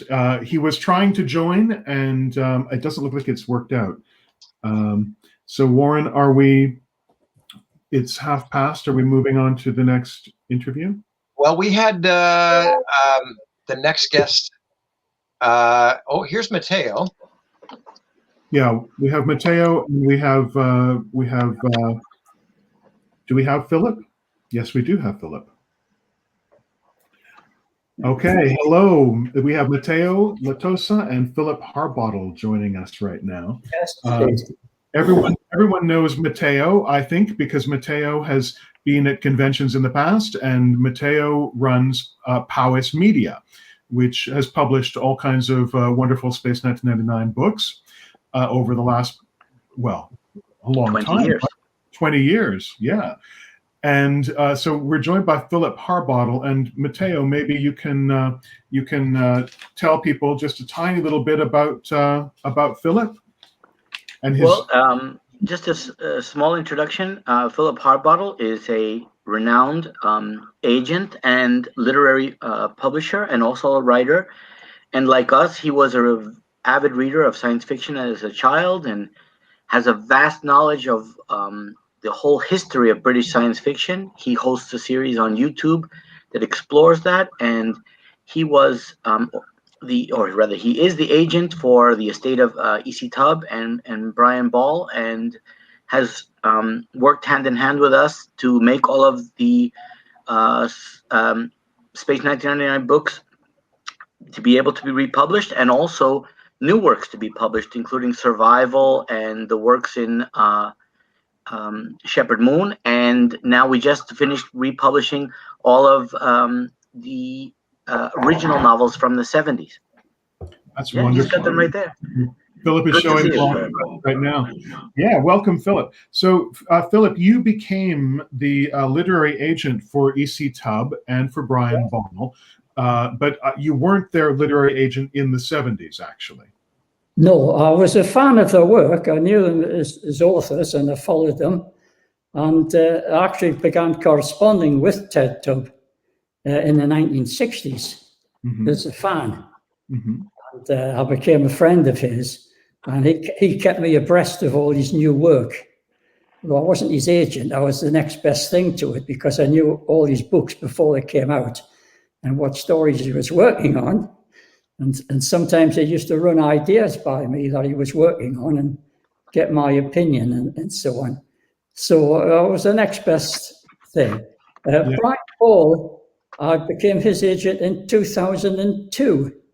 And Matthew was responsible for that, because in 2002, or maybe it was in 2001, I can't remember exactly, Matthew might. Matthew contacted me because he wanted to republish the early works for the year one of Brian Ball and Ted. So I was able to get in touch with Ted and act for him then, because I was by then his agent. But Brian Ball was without an agent. So thanks to Matthew, Brian Ball became my agent in 2002. And I worked with them both ever since. And until they passed away in recent years, of course. Brian only died very recently. Yeah. E.C. Tubb wrote some original novels of Space 1999, which are actually my favorite novels from Space 1999, Alien Seed and Rogue Planet.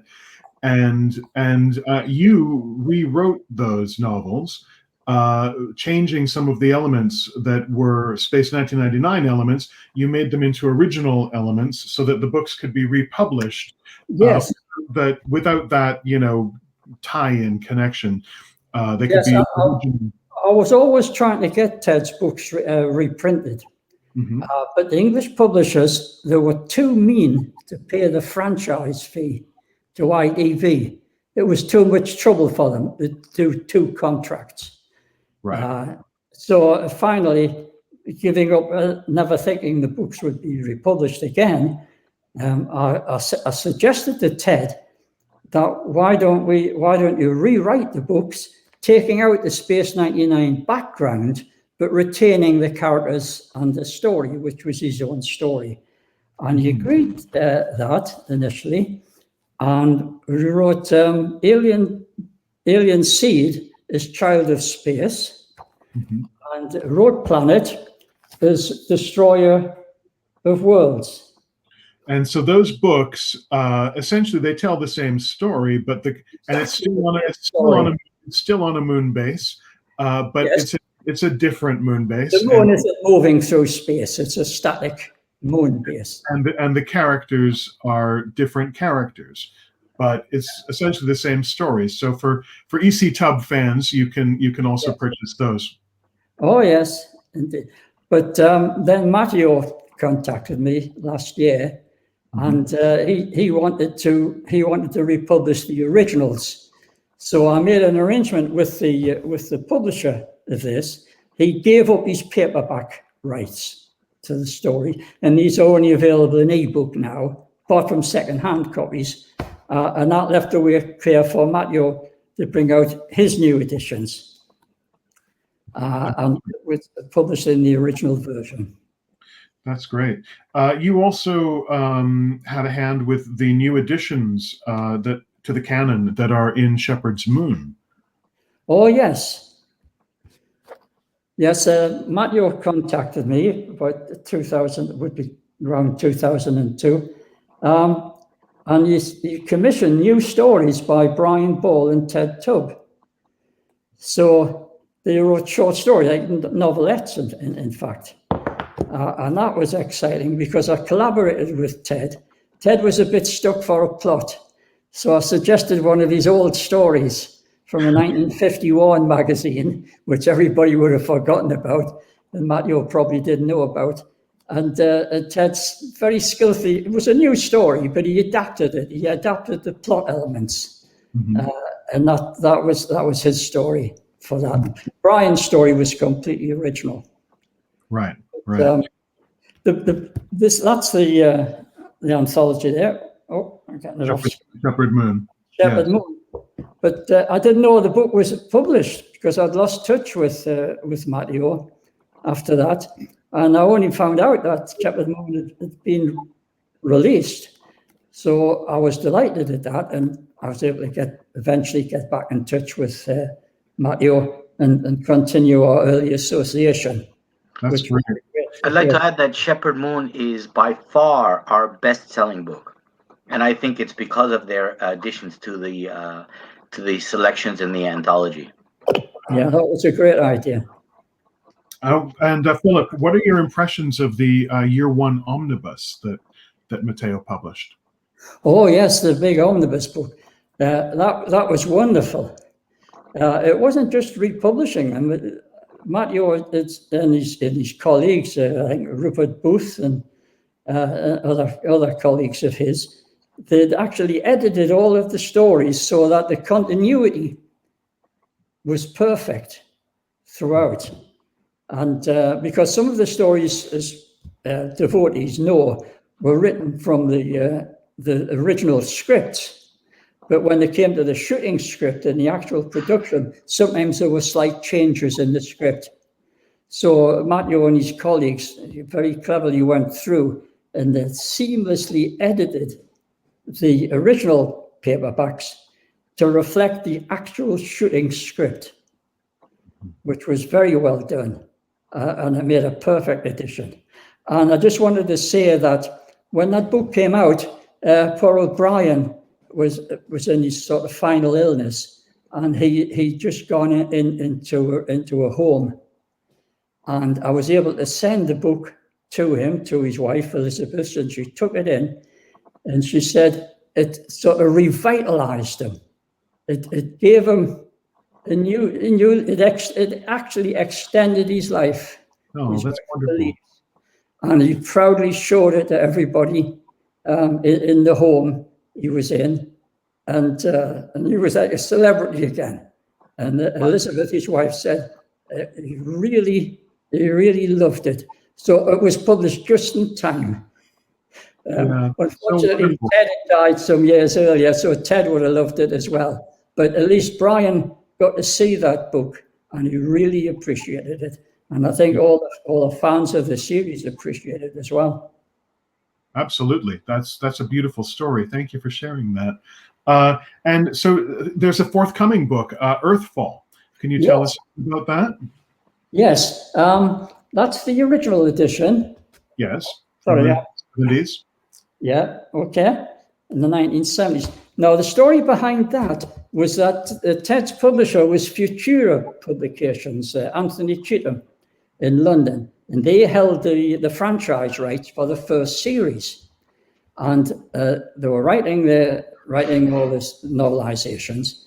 And then the second series came along, which, as everybody knows, completely transformed by Frieda Freiberger.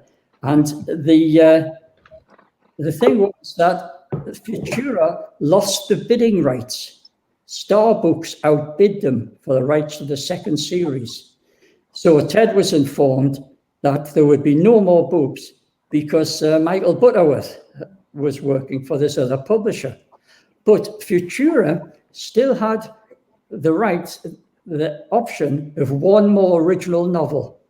And they commissioned Ted to do it. And Ted was given a completely free hand because they were losing the rights to Space 99. They didn't care about this. So he was invited to write a completely original novel as he would have done it if he had been the writer for it. And that was Earthfall. It's a brilliant. It was later published by Fanderson, the Jerry Anderson Society. Chris Bentley was the editor, and that was a wonderful edition of Earthfall with lots of stills. I should be able to find them somewhere. I'm sorry. I've got the wrong book. I'm thinking of Earthbound, the other one. I'm getting ahead of myself. No, that was republished. Now, recently, Matteo has contacted me, and we're doing a new edition of Earthfall, or Matteo is, a Powers edition. Yeah. And that's due, I think, next month. That's awesome. Yeah. But I like this book because Ted really gets into the character of some of the minor characters in the TV series that had sort of like bit parts, but in Ted's book, he adds extra depth to people like David Kano, especially. Yeah. They all come to life in the book. And I think it's an excellent reimagining. It's a sort of parallel universe to the TV series. Mm-hmm. It's fantastic. So I think we're going to do a giveaway, aren't we? Yes. We're going to do a giveaway of the Year 2 Omnibus. Wow. Yes. I have Warren with us.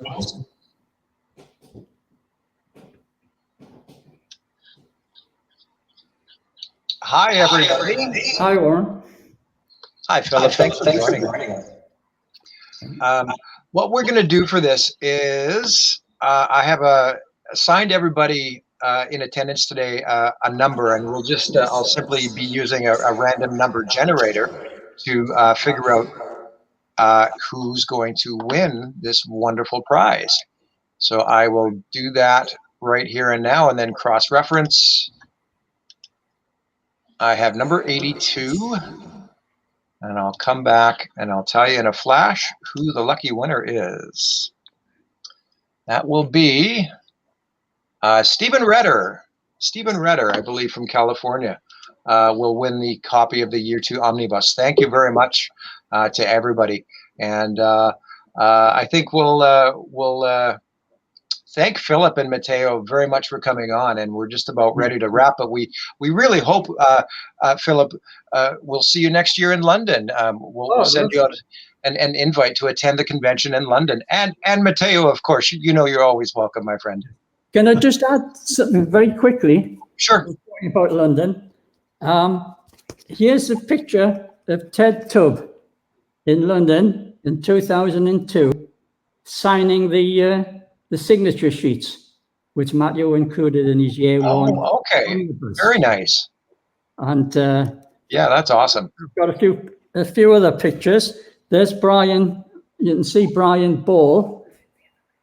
That's yes. In the corner. He was there as well, and I gave him his signature sheets, which he took away, and I really enjoyed that in London. So I would love to come back. Absolutely. No, we'll definitely be in touch, my friend. And thanks to Matteo for setting all this up. This has been a wonderful segment of the show. We really appreciate everything. Thanks very much. We'll see you soon, okay? Okay. Bye for now. Bye for now. Bye. Thank you.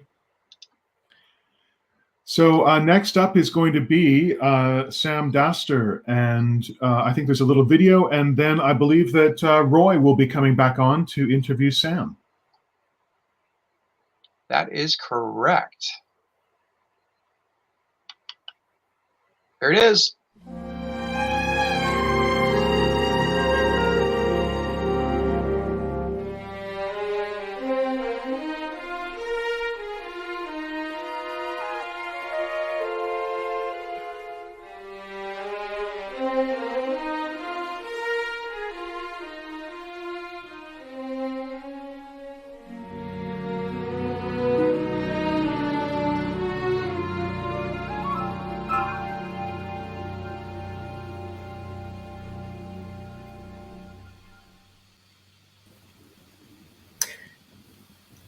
Hi, Sam. How are you?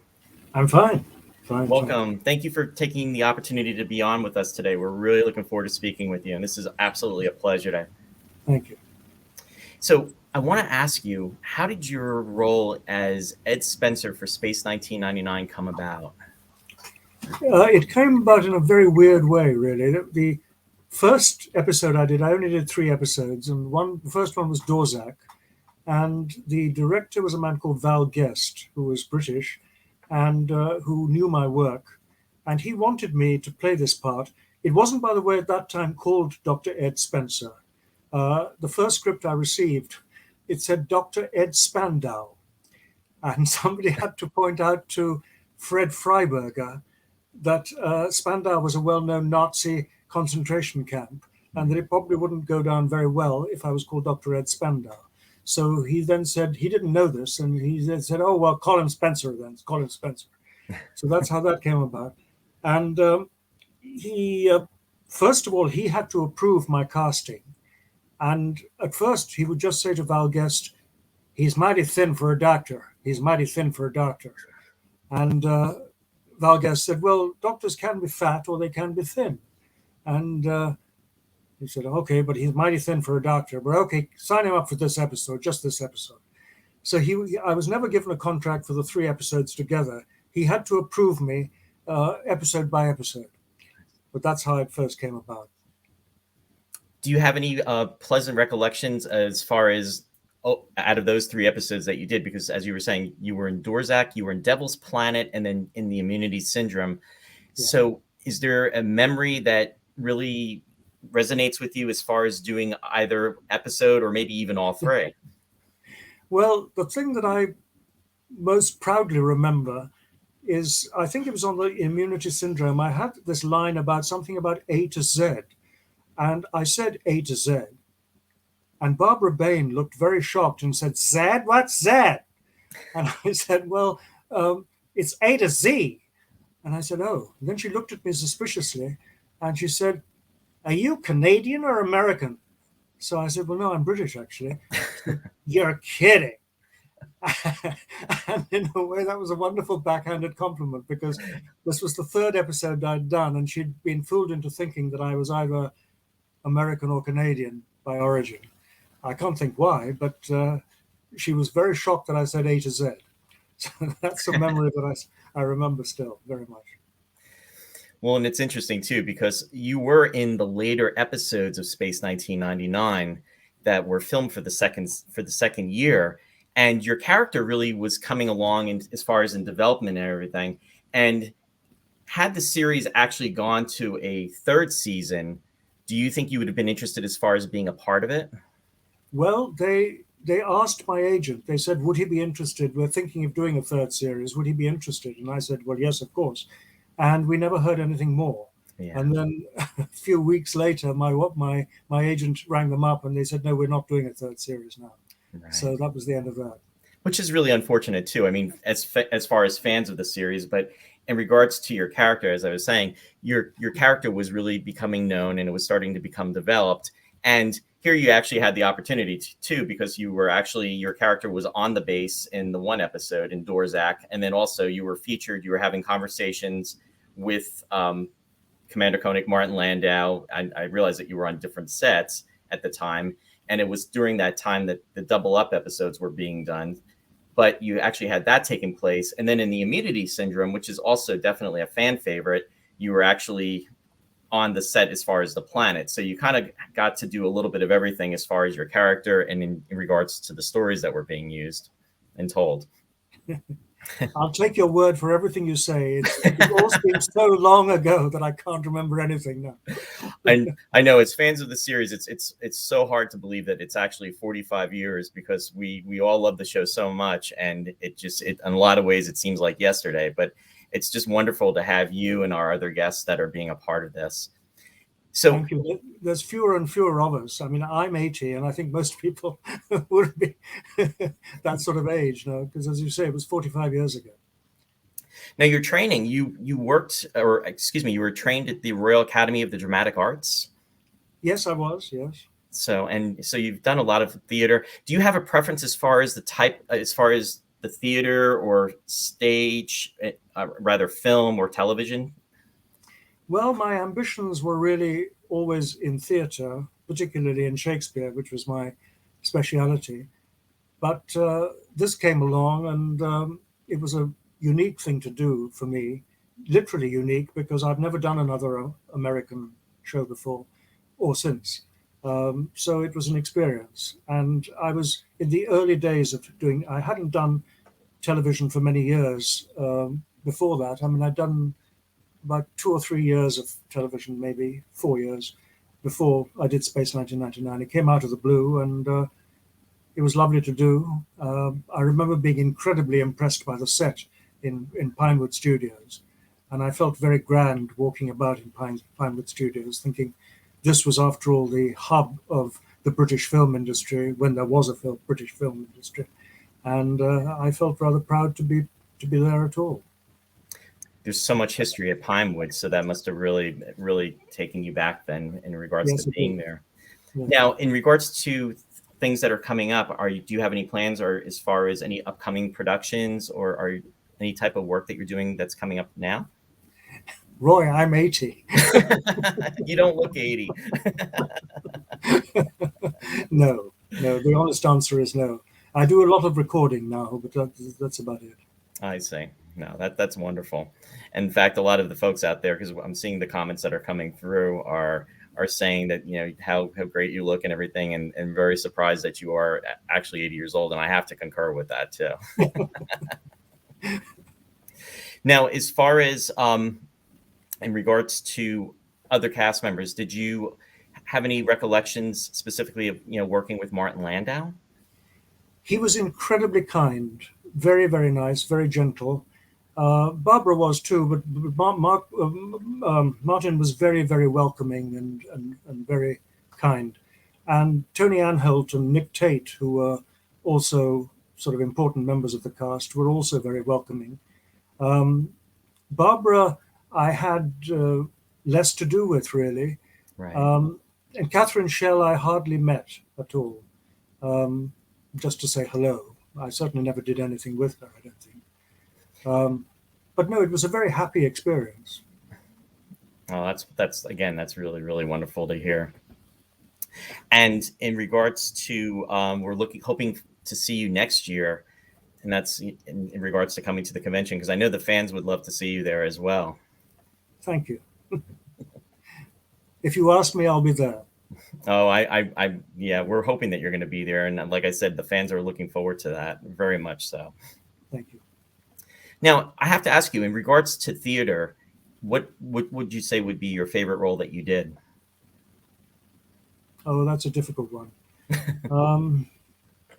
Theatre has mostly been frustrating. I haven't played most of the things that I wanted to play. I enjoyed coming over to the States. I've hardly worked in the States, but we did I was with the Royal Shakespeare Company, I think it was about 2001, something like that. And we went to the Kennedy Center and we played at the Eisenhower Theatre for about a month. And we also went to Charleston and did the play there. And we also went to New Haven. And I've also sort of toured around the States doing a one-man show of Shakespeare's sonnets. But no, I mean, those are... nothing comes to mind immediately of something that I would want remembered from my theatre days. No, I see. And the other thing I wanted to ask you too is that in regards to you had done one show I had read about was that you did The Tempest with Paul Scofield. Yes, I did. Yes, it was. I played Ariel to his Prospero, and in fact, it became the longest run of any Shakespeare play in London, in any theatre in London, for the whole of the 20th century.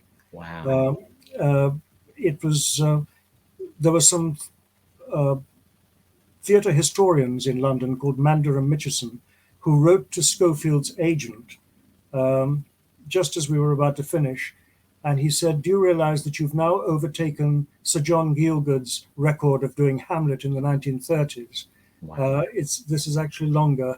It was 100. I think it was 164 performances continuously."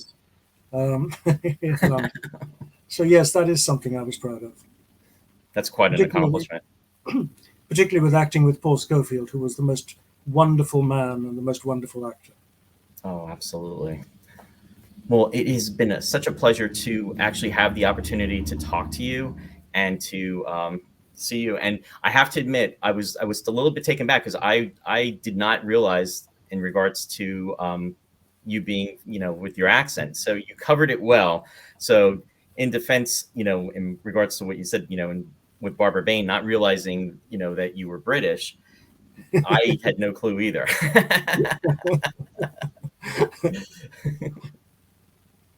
Well, thank you very much, Roy. Oh, thank you, and it's been a pleasure. And again, we're hoping that you'll be able to join us next year in London, and that's going to be at the Radisson Heathrow Hotel Conference Center, and that'll be in London. Where would it be? It's going to be at the Radisson Heathrow Hotel. Right. In the UK. Yeah. Right. Okay. I'll be there. Sam, we'll certainly keep in touch. Thanks for joining us, and we appreciate everything. But yeah, I'll be reaching out to you in regards to that London appearance next year. Everybody's really looking forward to it. Thank you, Warren. You bet. You bet. Have a good day. Bye. Take care, Sam. Okay. Thanks for that, Roy. Oh, thank you. He was a pleasure to speak with. Wasn't he great? We're going to queue up another quick video here, and we'll be on with our next guest momentarily.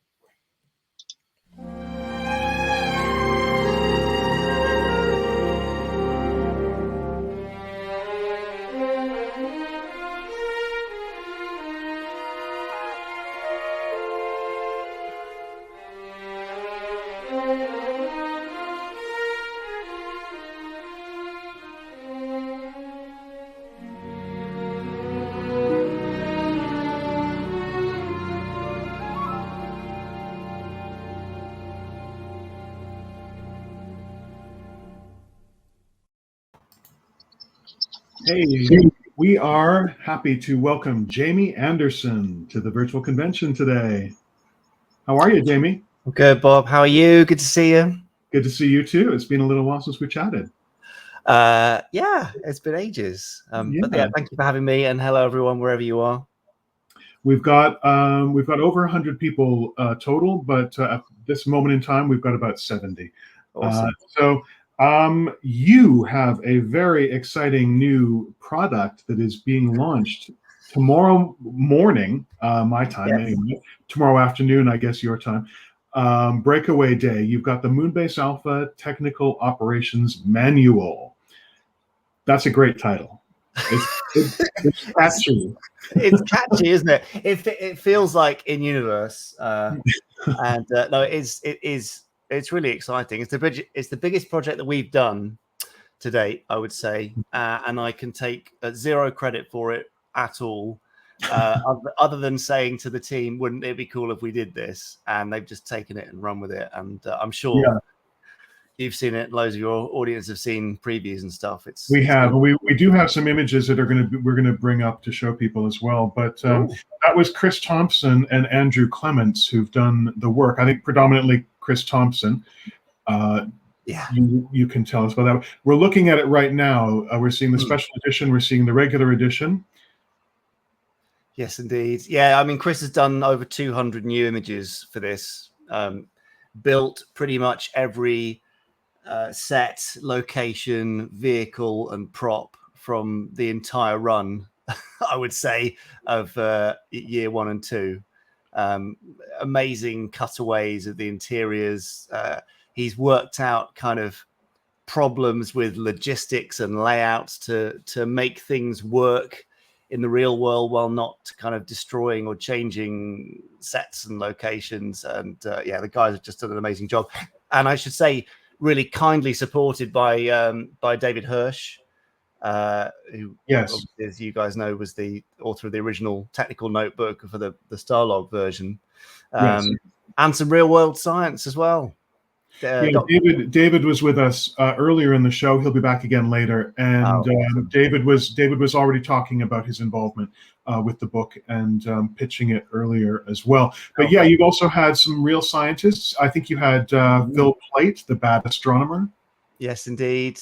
Phil, who's a big fan of the show and has done a scientifically accurate, as far as it can go, breakaway report.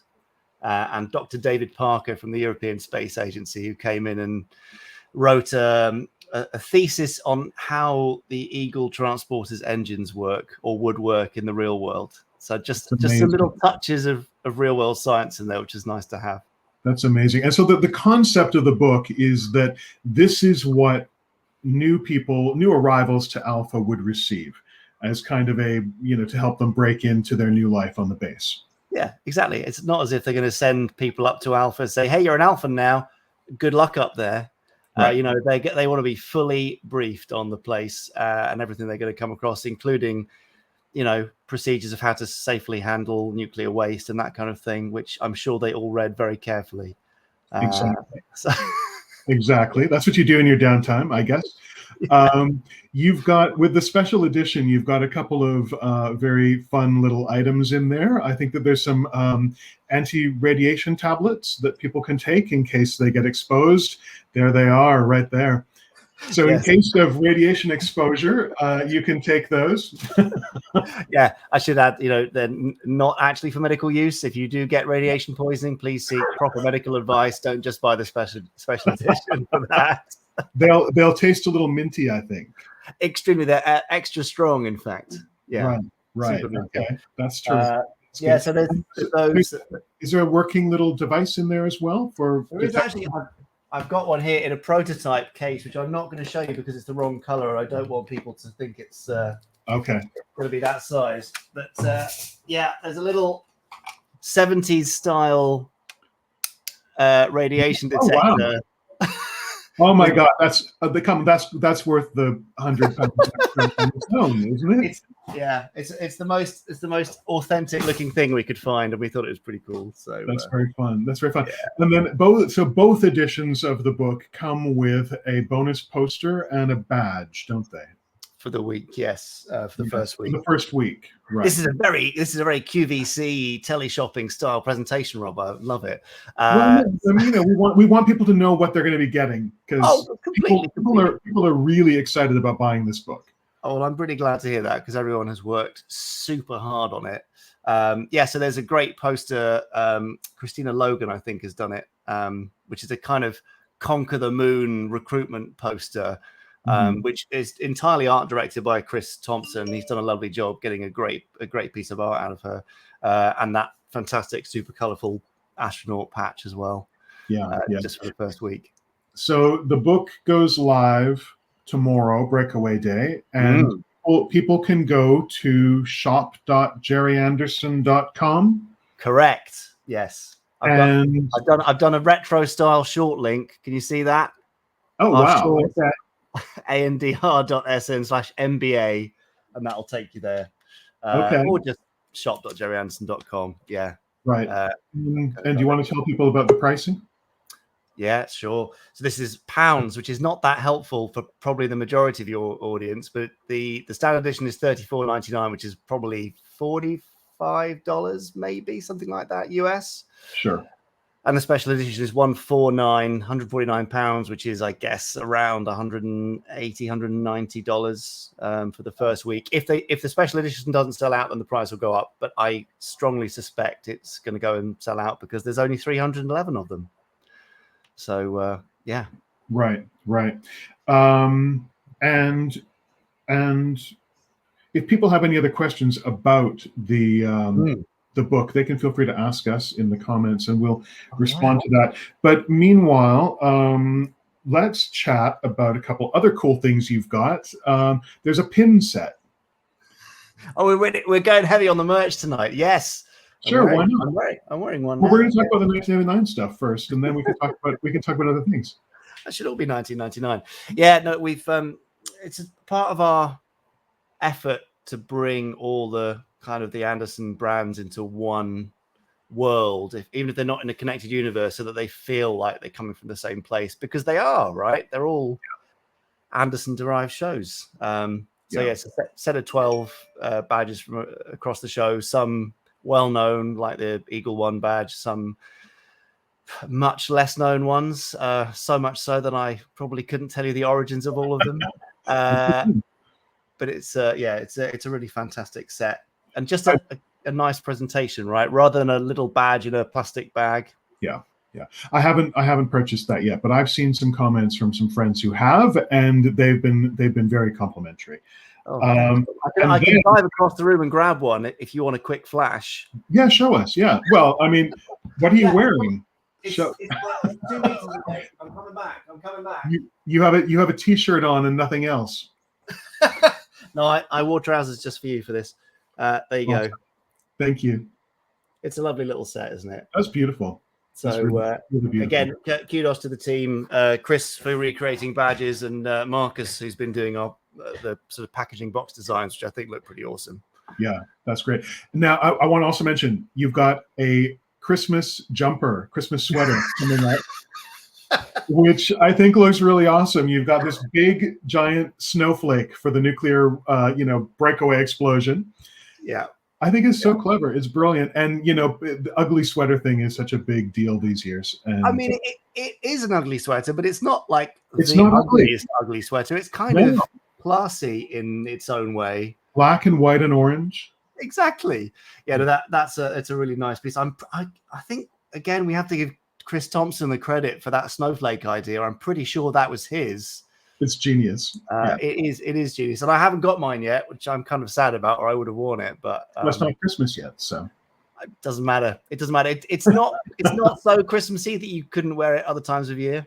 So right, any cool damp day, Yeah, exactly. If you want to stay warm, then wear that ugly sweater. Yeah, that's good. I love that. So those are some 1999 things. What else do you want to talk about?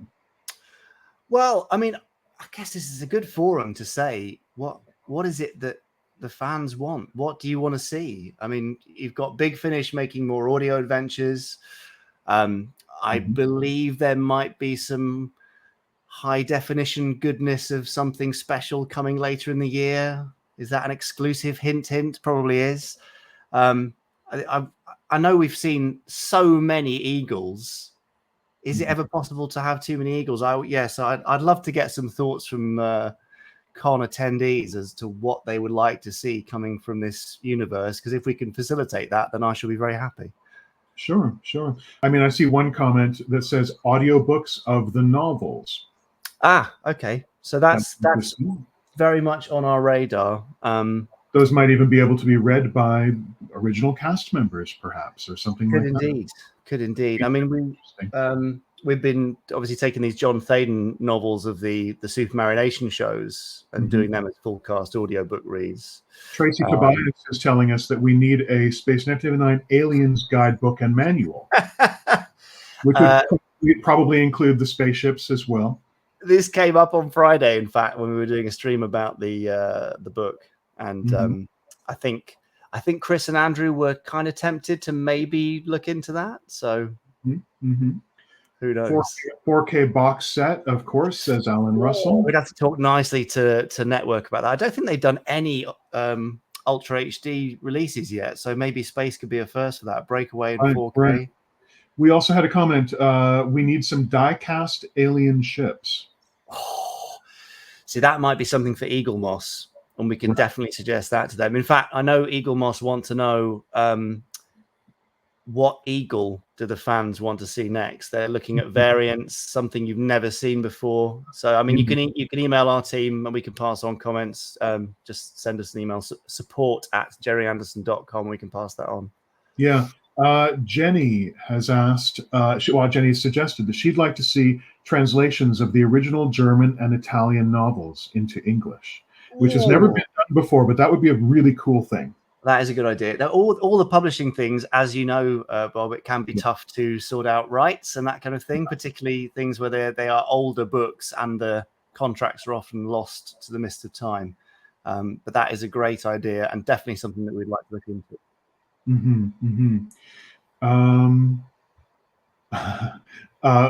Full Ultra Probe, Meta Probe, Centauri Station. Wow, people want just little things, don't they? Yeah. Easy. Okay. How about a hardback collection of the Look-In strips?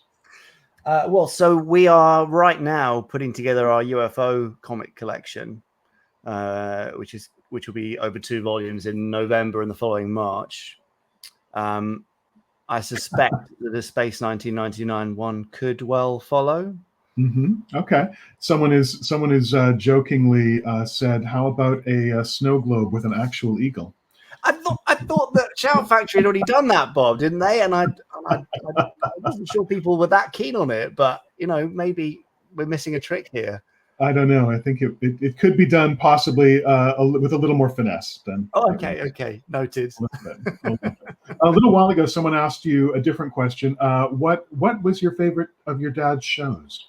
I feel like I almost should say Space 1999, but you're not going to. I'm really sorry. I can't.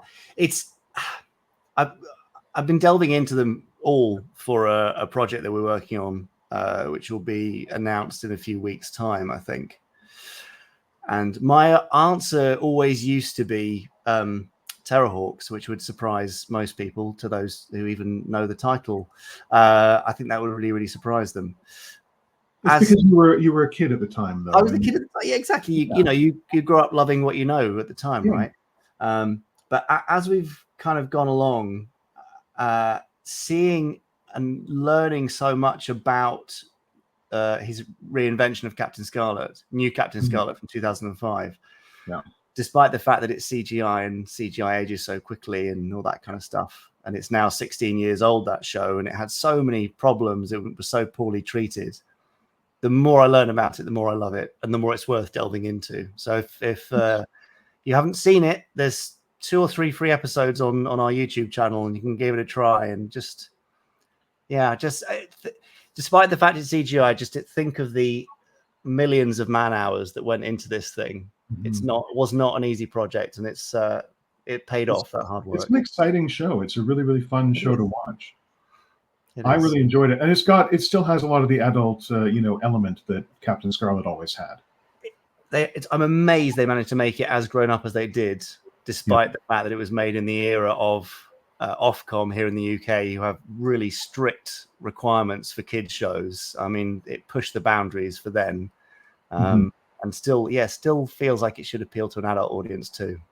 It does. Yeah, it's wonderful. There was another Facebook user who said that Terrorhawks is also their favorite, besides Space 1999. So you're not alone, Jamie. Just the two of us here. No, that's great. It's just, I mean, there's something to love about every show, right? There's, you know, even the little curios and the oddities and the lost worlds into infinity. There's some charming stuff in there. Yeah, Francine, I'm not sure Joe 90. I can't agree with you there, but everyone can find something to enjoy on on all the shows, even Joe 90. That's right. That's right. Exactly. I don't think we have much more time. I believe that we're preparing for Carl Held to come up next. Was there anything else you want to say before we go, Jamie? No. I just thank you for having me. I really appreciate it, and thank you to all of you who are watching and supporting this kind of thing and supporting the ongoing legacy of Space 1999. It doesn't really matter what Bob and Warren and I try to do to keep it going. If there's not an audience of people that love it, then it goes nowhere. So thank you, and please keep loving it the way you do. We will. And also, Jamie, we're going to be having a convention in London in September 2022. We want you to be there. Everyone wants you to be there. You can sign all the Terrahawks, merch that people bring to you. Okay, fine. You've made that promise now. But no, I would love to be there, and I'm glad you're doing it. So hopefully see you in 12 months' time. Well, and also, we hope that you'll have some more exciting news to tell us by then. Not just on Space 1999 merchandise, but also on hopefully something new and exciting. Almost certainly for then. Fantastic. Yeah, stand by. Fantastic. Stand by for action. Absolutely.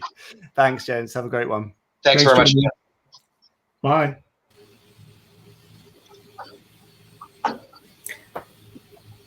Okay, and we're getting ready for our next guest. We'll roll a video here.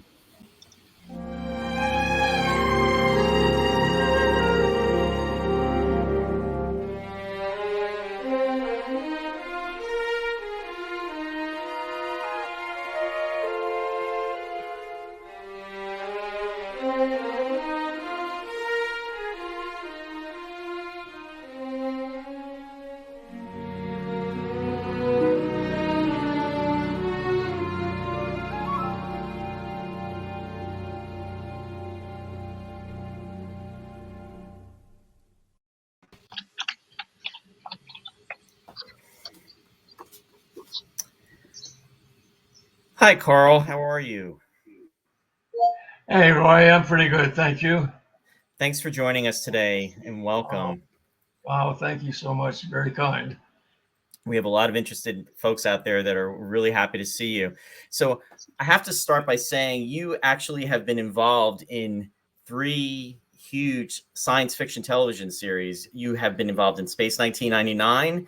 You have been involved in The Outer Limits, and you've been involved in Star Trek. So yes, that's true. Yeah.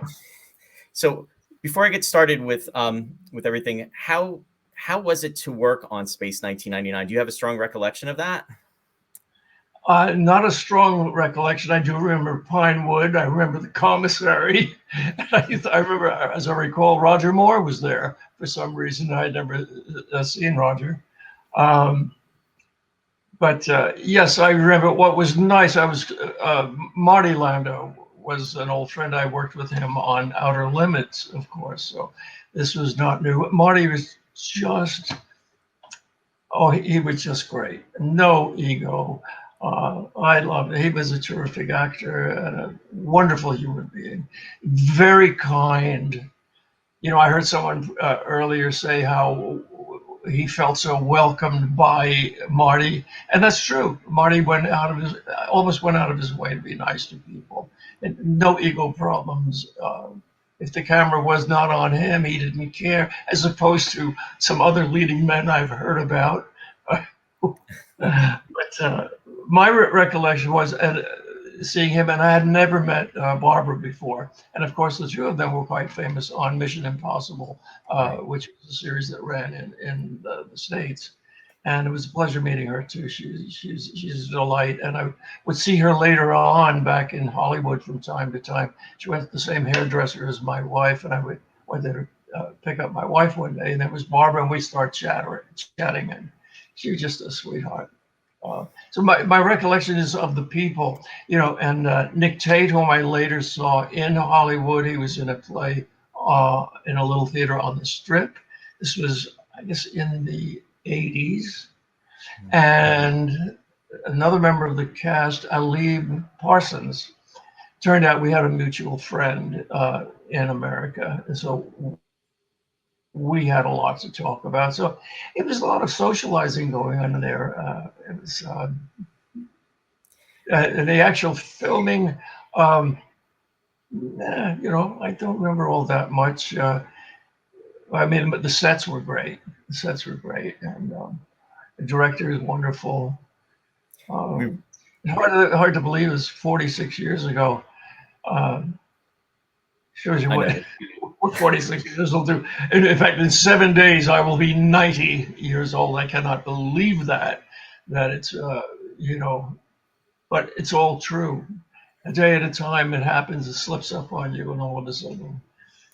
Well, you've had an amazing career, and everybody's commenting too about your work on the series, as well as, and I'm going to jump back a little bit to the Outer Limits, just because you mentioned that. So it was really nice to see you working again with Martin Landau in Space 1999, because you had such a prominent episode in the Outer Limits, The Man Who Was Never Born. That was a wonderful episode, and Shirley Knight was in it too. I had no scenes with her, but that's when I first met Marty. And as I say, who was I, and he was everything. But I just onto the shows, like we were old buddies and just so kind and so interesting. I just want to point out that the theme, the storyline of that Outer Limits was an astronaut played by me who returns to Earth after 20 years or something like that to discover that humanity has been wiped out by a microbe. Isn't that interesting? Considering what we have going on today. Yeah, it's amazing how science fiction can sometimes become, almost science fact. Things tend to catch up with us in regards to that. No deliberate predictions there or anything, but there it is. That was the theme. Yeah. Now, in regards to being in England, and I think a lot of folks were surprised. In fact, I saw one of the comments come through, and it was from Christopher Crowley Paulson earlier, and commenting and asking, were you living in England at the time, or were you when you were on Space 1999? I was living in England at the time, and the reason I got there in the summer of '68. See, my wife, whom you may know, her name is Sarah Marshall, was born in England of British parents, both actors and very famous in their day in England. And in fact, both of them have stars on Hollywood Boulevard. I mean, I married into royalty, so totally. You were a blue collar kid, and I go, oh boy. But anyway, because Sarah had been born there, I was allowed to work there. And I had a couple of, Hollywood disappointments. And I said to Sarah one day, I said, yeah, I wish we could go back to the theater. Because I mean, we had no theater in Los Angeles at the time to speak of. And she said, well, we can go to London and hang out there for a year or so. And everything is there. There's stage and film and television and all. And I said, well, I won't be able to work there. She said, yes, you will, because you're married to me and I was born there and I'm always considered British. And I checked with the embassy, and the chap there said, oh yes, you're allowed to work there because you have to support your missus. I said, okay, we're on. And so we decided a year from now, we're going to go for 1 year. And so in the summer of '68, we arrived there. And she, of course, had relatives and friends we stayed with first. And then we got a little flat in Chelsea in London. And that 1 year turned into 12. Wow. That's I know. It's just amazing. And I even had a year with the RSC in 1976 with such illustrious people as Patrick Stewart, Zoe Wanamaker, Mia Farrow, John Wood, Bob Hoskins, bless his heart. I worked on his American accent and he worked on my Cockney. It was lovely, you know. I just had a grand time there. So actually, yes, I was living in London at the time, and it was just fortuitous for me that series came over and needed American actors, and there I was. You know. And it's amazing how you reconnected with Martin Landau too. Oh yeah. As I say, I just when he won the Oscar for the thing with Bela Lugosi, like, yay, Marty, you deserve it. You know, you really got it going. Yeah, Oh, that's sweetheart. We'd run into each other in Beverly Hills once in a while at the gas station of all things. Oh, it was practically, you know, embracing and old stories, and he was a super guy, really super. No, that's wonderful to hear. And your wife was a beautiful actress too. And She was in my opinion, she was more instinctively an actor than I was. I worked at it. I don't think she had to work at it at all. Maybe just growing up with her family of actors, just what it was. But she was so good. She was unique. She did things that other actors just wouldn't even dream of or come across. She was so imaginative. And she passed away in 2014, and I still miss her. You know, it's although I have a girlfriend nowadays, you know, and I miss her right now because she's not here. She's off the coast a little way, but I'm going to see her next week. Oh, that's nice. That's good. Yeah. She's coming. I'm going to pick her up. We're going to celebrate my birthday together. Well, that's wonderful that you're having a 90th birthday. That's amazing. Yeah. And also, I just want to comment too. You did a lot of episodic television also in the 1960s and the 1960s especially, and then also in the 80s as well in the U.S. Yes, in the U.S. quite a bit. Yes, and all the major shows I was lucky enough to get into. We had Charlie's Angels, you know, with all those people, and some series. We did a miniseries with Anthony Hopkins, which was filmed in Paris.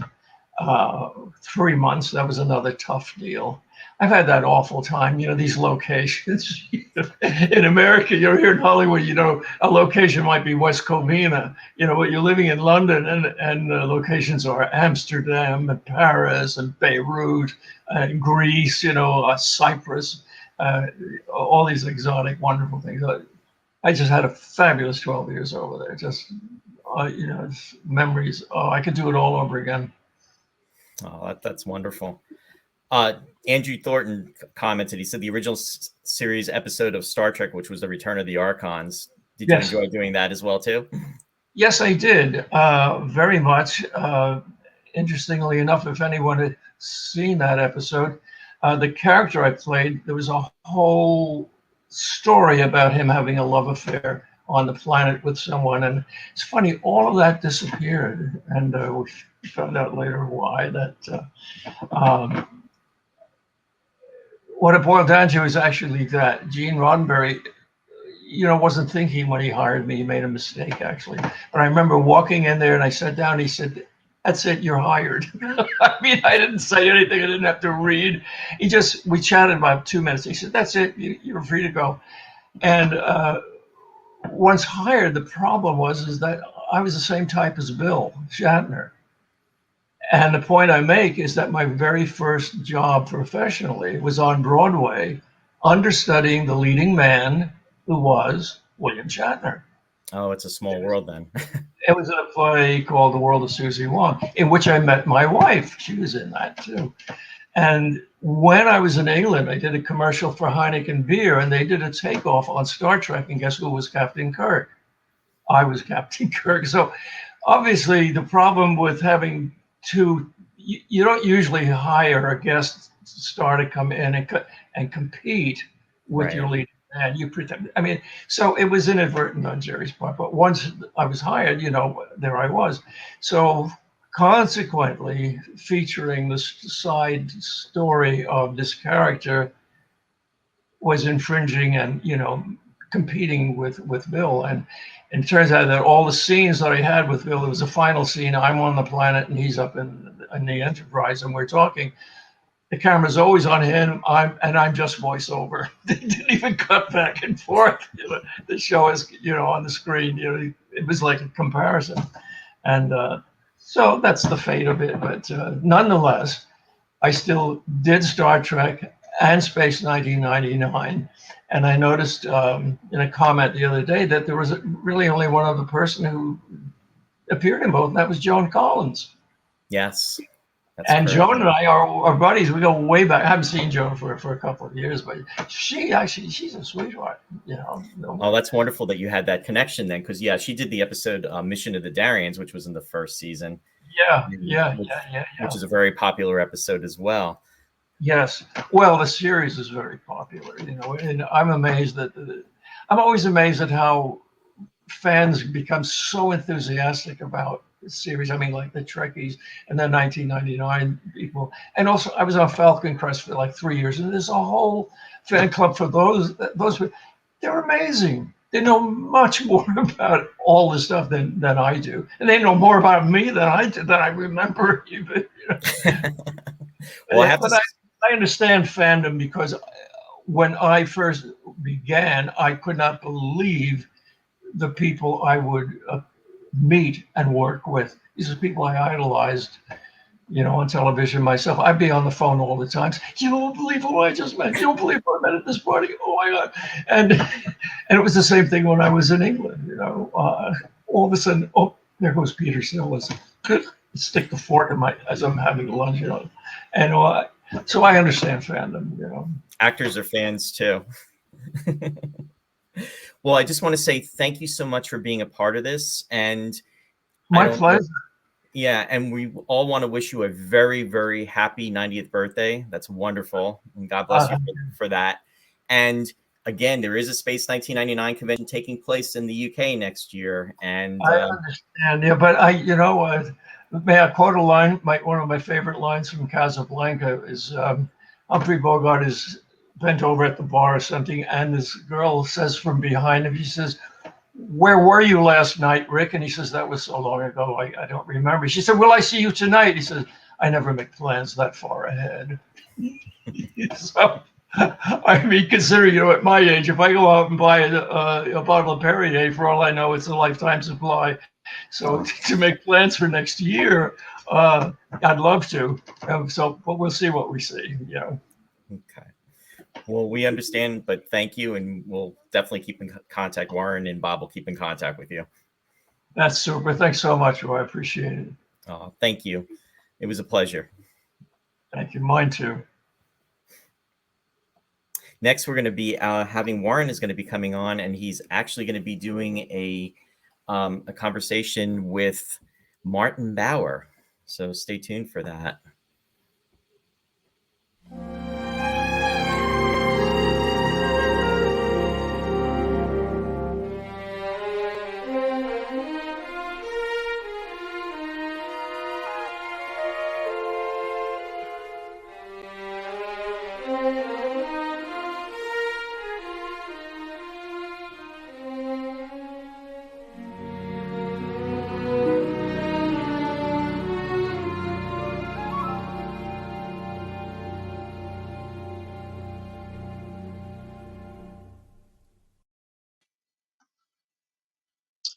Hello, everyone. I hope you're all enjoying the show so far. We're just about halfway through. Some really, really fun and interesting interviews so far, thanks to Robert and Roy and all our special guests so far. On the phone with me, I have Mr. Martin Bauer, and I'm going to hold my phone up. I'm going to turn the camera off and roll some photos, and we can talk to Martin about his varied career beginning with Space 1999. And Martin, can you hear us? Yeah, sure. For sure. So I'm going to start rolling some photos here, and you can tell us a little bit about how you got into or how you began your career working on the series. Okay.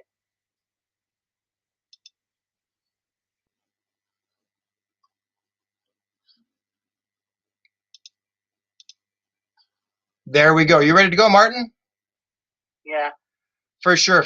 So who contacted you initially to begin work and start with the model making on Space 1999? I wasn't actually. Hello, everybody. By the way, from not so sunny England. That's nothing new. I actually contacted, well, starting from the beginning, I was sitting in a pub one night and one of my friends came in and there was a little tiny snippet on the page, on the main newspaper, and it said Jerry Anderson to make new space series. So I thought, well, you know, I've been waiting and doing space models and loads of models since being inspired by 2001. And the first thing I'd done, one of the models that I'd done was to be eventually to be called the battle cruiser or the bomber. And actually, I worked on that after seeing 2001 twice, and then they threw me out the cinema because you're only supposed to sit there once and see the film. Instead, I got a message from Pinewood Studios, and it said, go to Bray Studios, and well, we're doing the special effects. And hang on, oh crumbs, hang on. Right. Sorry, getting interrupted. I was asked to take whatever I could to show Brian Johnson, who at that time I didn't know had formerly been on Thunderbirds, but under a slightly different name, which was a bit difficult, which was Brian Johncock. Anyway, I put as many models as I could in my rather large old Jaguar car, and took all the seats out and put all the models in that I could get, and also took all my photographs.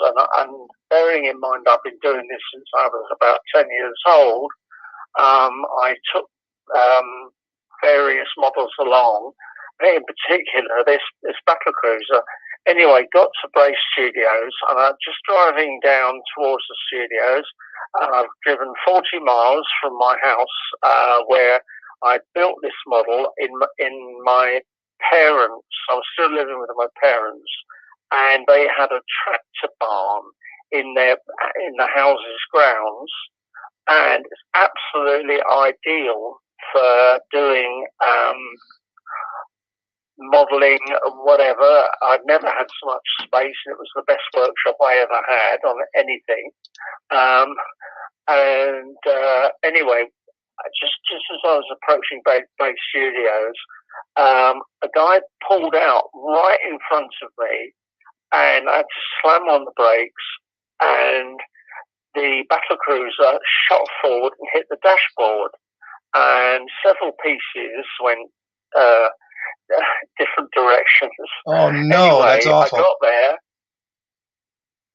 Sorry? Oh, I just said that's awful. Please continue. Sorry. Yeah, it was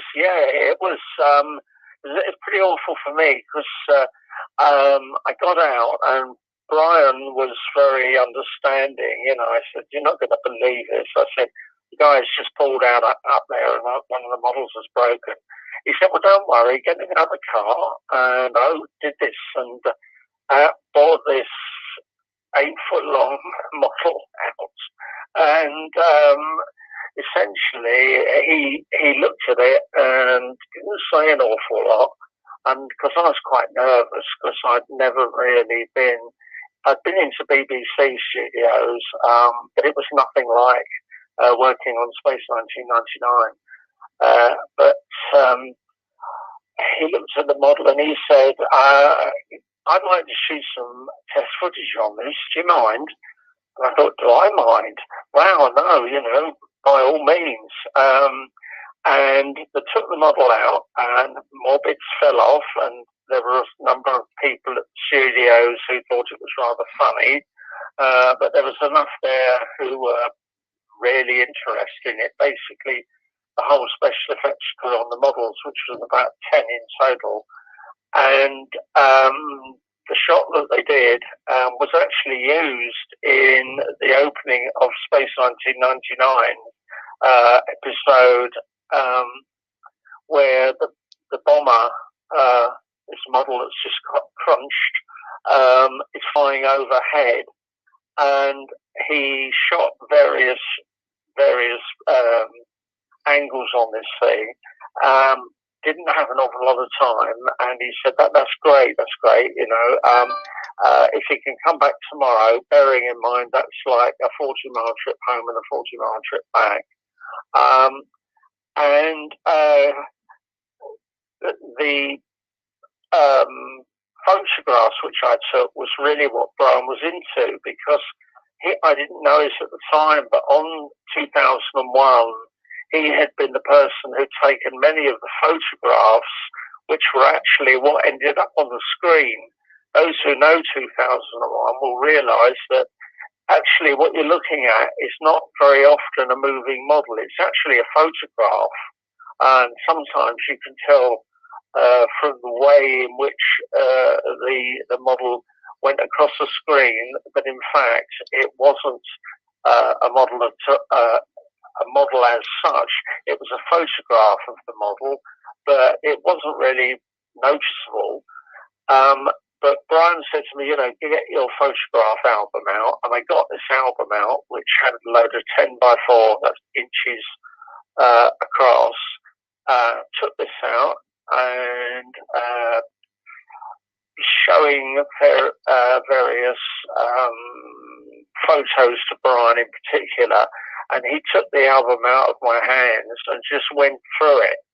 And I'm sitting there and I'm thinking, you know, did you like it? It's not saying an awful lot. And mind you, you know, saying he's going to shoot test footage was the thing that really got me, because that was great. You know, that was really the sort of thing that really made me go, wow, you know, this is fantastic. You know, I shot my little models at home on a 16mm Bolex camera, and these photographs were being shown to Brian, and many of them, the battle cruiser was actually 6 years old, because I built it after 2001, which took, as many of you will know, it was 4 years in the making. And I also got various smaller models out as he was doing it. He said, take them out, take more of them out. And they were being laid out on his office floor. And he said, these are great, you know. And I was very flattered by his comments. And he said, after probably about an hour, which seemed to go like in 5 minutes, he said to me, how much I'd like to buy the battle cruiser off you. And also, I'd like to see if you can design and build a ship, which was the Alpha Child ship. And I said, yeah, but that's great. Yes, I can do that. And as I drove home, I suddenly remembered that he'd actually said to me, I'd like two of these models, one of them 5 foot long and one of them half the size. And I suddenly realized that the kind of shape he was talking about, as you'll be familiar with those battle cruiser things and by the Alpha Child ships, they actually ended up, as you'll know, being in the series. And that was the beginning of doing 80-odd models. At the beginning, Brian said to me, because of the distance problem, and because there was no computers then, there was no way I could send him a picture other than in an envelope. Right. But it was quicker to get in the car. Yeah. Right. So after I'd done the Alpha Child ship and got it there on time, and the thing he said that he liked about my models was the fact that they came already weathered and looking like they could be used on the screen. And that's what happened. I ended up quite a lot of the time being allowed to work on models he trusted me to design, as long as they fitted in with a script. And it became a regular occurrence about every 2 to 3 weeks, sometimes less, sometimes more. And he'd underline in highlighter pen the models that he really liked, the drawings that he really liked. And of course, he would then tell me how long I had to make them in, which was frankly rather short. I wasn't used to working quite that fast, so I would go round shops pitching bits of, not pinching, buying plastic kits that I could, use to decorate models, and that was the beginning of nearly 3 years working in about halfway through Space 1999. That was the first series, and then Brian said, "I want you to look at this," and I thought it was another ship for Space 1999, and he said, "This is for we're making a pilot called Into Infinity, or The Day After Tomorrow." Nobody ever really knows quite which one works the best. But anyway, I did a drawing of the Altaris, and I phoned him up, and he said, "Yeah, I've got the drawing. That's great. You've got what I really like is the fact that you've got a whole series of engines at the back, and then which are made in the same way as all the other like the Eagle jets, which were turned out of aluminium on my lathe. And I would, even when I didn't have work, I would sit, for instance, and just start turning out things that I knew that they would want, like aluminium jet nozzles. And once I'd done this Altaris, he said to me, "Oh, I need 1/2 the size." And I thought, "Oh, no. Oh, dear me." And of course, all these bits and pieces that I'd used, I had to sort of get hold of bits that I could fabricate. We have I'm thinking in the States you have, and in Canada, you will have a company called Engineering Model Associates, EMA, and they made plastic shapes of all kinds, domes, flat domes, if you know what I mean, sort of flattened domes, tubing, what have you. And I ordered up a whole load of this stuff. Brian gave me a float, about £1,000, and with that bought all this EMA that I've never heard of and never worked for before, because that, just going back to that battle cruiser, those of you who know it will know that it's got a big engine at the back, or two big engines at the back. Then there's a tube running all the way down. Well, in later series, that would be EMA plastic. But for the battle cruiser, it was thick cardboard tubes that were used by the GPO, that's the General Post Office, and I would roll plastic sheeting round them, and they would be how I would produce something like a tube. But by the time we got to Into Infinity, or Day After Tomorrow, and brought the model down, and he loved it. Brought the second model down, and he really loved it. And he said, "I'd like you to work at the studios now, not from your house, because it's much too far to go. Wasting a lot of time going backwards and forwards to the studios. And I also, obviously, I was of an age where I was looking for somewhere to live, and I managed to get a house that was sort of between Pinewood Studios, Shepperson Studios, and Bray Studios. And I ended up working on the models in Into Infinity. There was a thing called the Delta Beacon, and this was a very unusual shaped kind of box made by a carpenter over a metal frame. And he said, right, that's the because I read the script.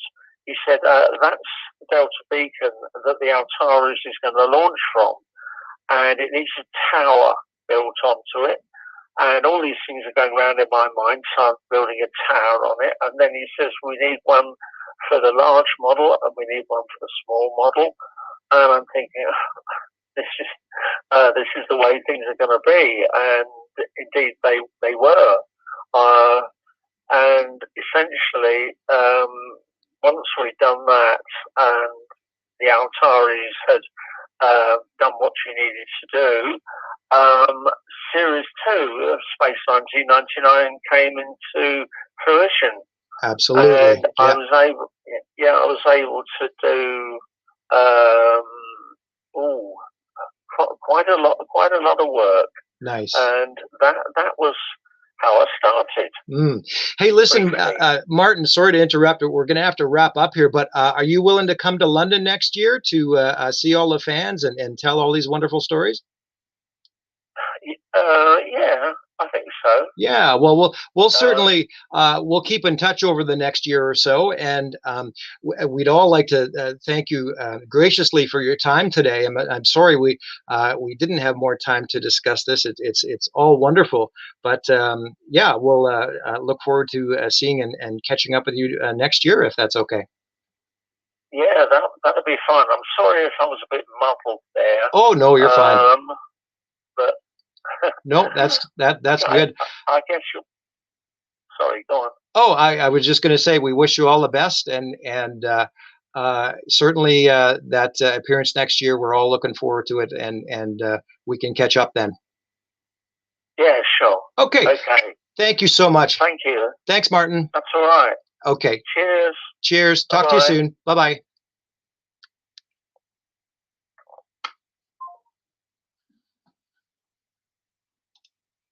Okay, wonderful. Martin Bauer, incredible. We thank him for his time, and we're now going to transition into our next guest, and we'll bring back Robert in 1 second.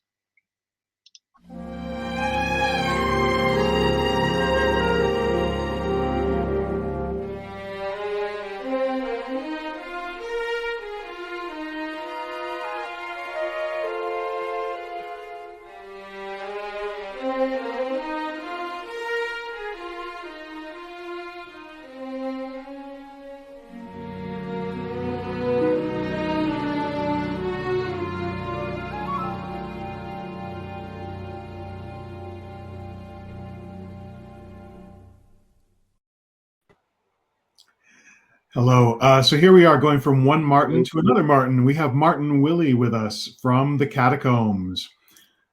Hello, everybody. Everybody knows the Catacombs, right? Yes. Well, I hope some of you know it. It's a fairly large site, probably 6,000 pages at the moment. It is the most authoritative, indispensable, amazing website on Space 1989. Yeah. Yeah. So, Martin, thank you for joining us, and thank you for accepting our request to give us a very special treat. And it's perfect that this is following after Martin Bauer, because Martin Bauer, of course, built all these amazing spaceships, and you have a number of amazing items in your personal collection, which you've agreed to let us see. And we're very, very grateful. Yes. Okay. So I have some of the original models that I can show you, and I'm doing this on my phone, so it may be a little bit shaky. I'm going to change the camera now, and let's see what it does.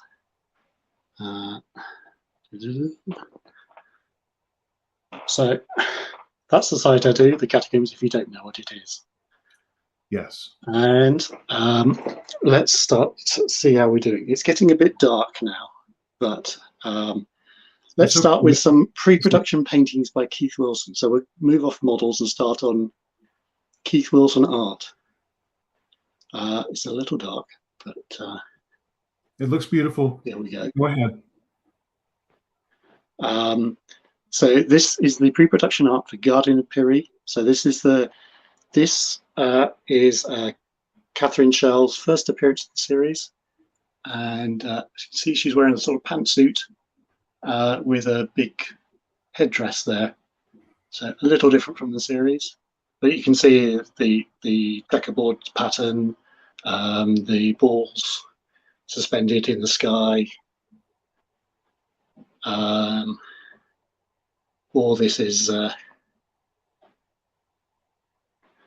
the original concept before they actually even building the set. So Keith Wilson would have made this design to show to the directors and Jerry Anderson to get approval to say, okay, this is the set I want to build, and they would say yes, and then they'd start building it. Right. This one is actually quite a dark one, and you're going to see lots of reflections on it. Okay, see if I can get it from an angle. Okay, this is Another Time, Another Place. So this is the alternative Earth. You can see the moon buggy and the geodesic buildings and the trees and the yellow sky. So this isn't the painting that Regina paints. That was done especially for the show. But this is the pre-production art. For the set, yes. Wonderful. So, and I got one more, which is actually hidden.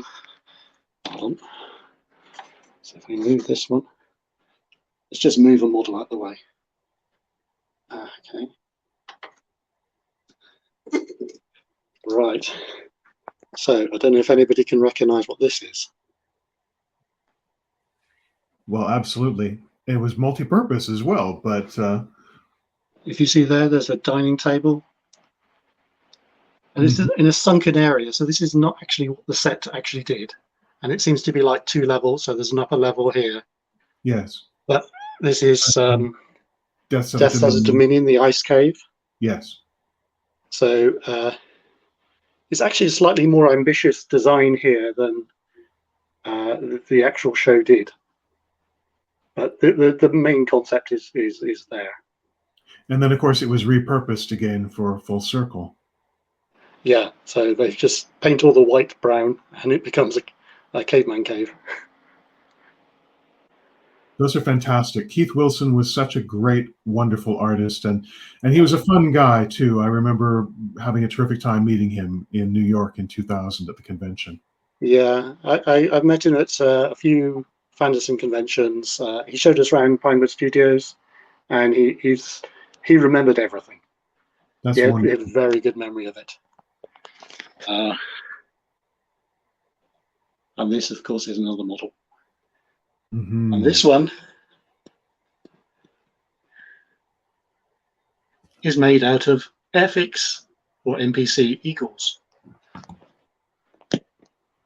So these are the leg pods from the MPC Eagle. And Martin Bauer used these because they was available in 1976 to make this model, which is from Devil's Planet. And let's see if I can bring the other one in without dropping it.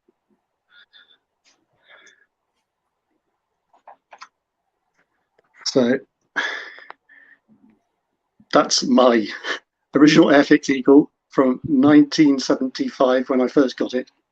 And I built it and I just stuck it on top of this sort of landing pad. So here's we've lost some bits, but wow, that looks a little precarious. It's not meant to be moved much. Right. So I'll show you some of those later. Right, this is going to be dark. Okay, let's turn the light on. Okay, this is going to blow out a little.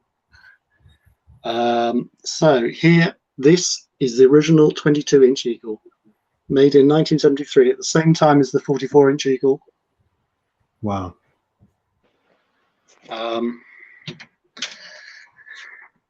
So that would have been made by. It was made by Space Models. Space Models, yeah. And it is actually the first model that you see in the series. The first Eagle that you see is in the nuclear disposal area, and it has that pallet on it with those cans on it. I've only got one can. It's faded a little now.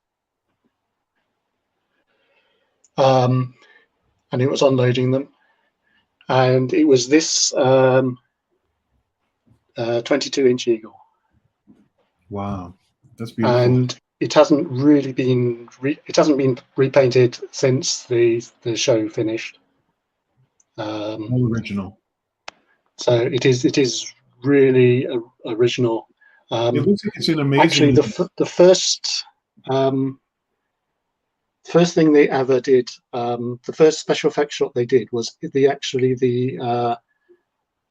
Eagle hangar, and the reason they did it first is because it is supposed to be seen behind Martin Landau and Nick Tate as a back projection in Breakaway, and so they did that. That was the first shot, and of course that was using this Eagle being carried across with lots of photos of this Eagle, life-size photos stuck in perspective behind to make the Eagle hangar.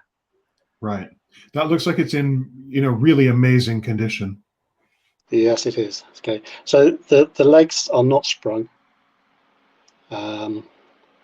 So I got the round 2 Eagle here. Yeah. So that those are sprung, and that's based on the right. That's based on the 44-inch Eagle. But on the 22-inch Eagle, it was not sprung. Mm-hmm. Oops, my hands away. And it is used a lot by in a lot of shots, so a lot of Eagles landing and so on. Mm-hmm. Okay, and here's the pallet, which is also used for the winch platform. Right. And I see a yes. It's hollow. One nuclear canister. There's no nuclear waste in it. And okay, let's see if I can get the light. Yeah, I'm losing the light at the moment. Sorry. It's okay. So this is the. Let's move this out of the way. So that's the collision course mine. Yes. I'll turn it upside down. So that's a smaller version. There was a larger version as well. That was made by Martin Bauer. Wonderful. Put that back. The one thing here that is not Space 1999 is this.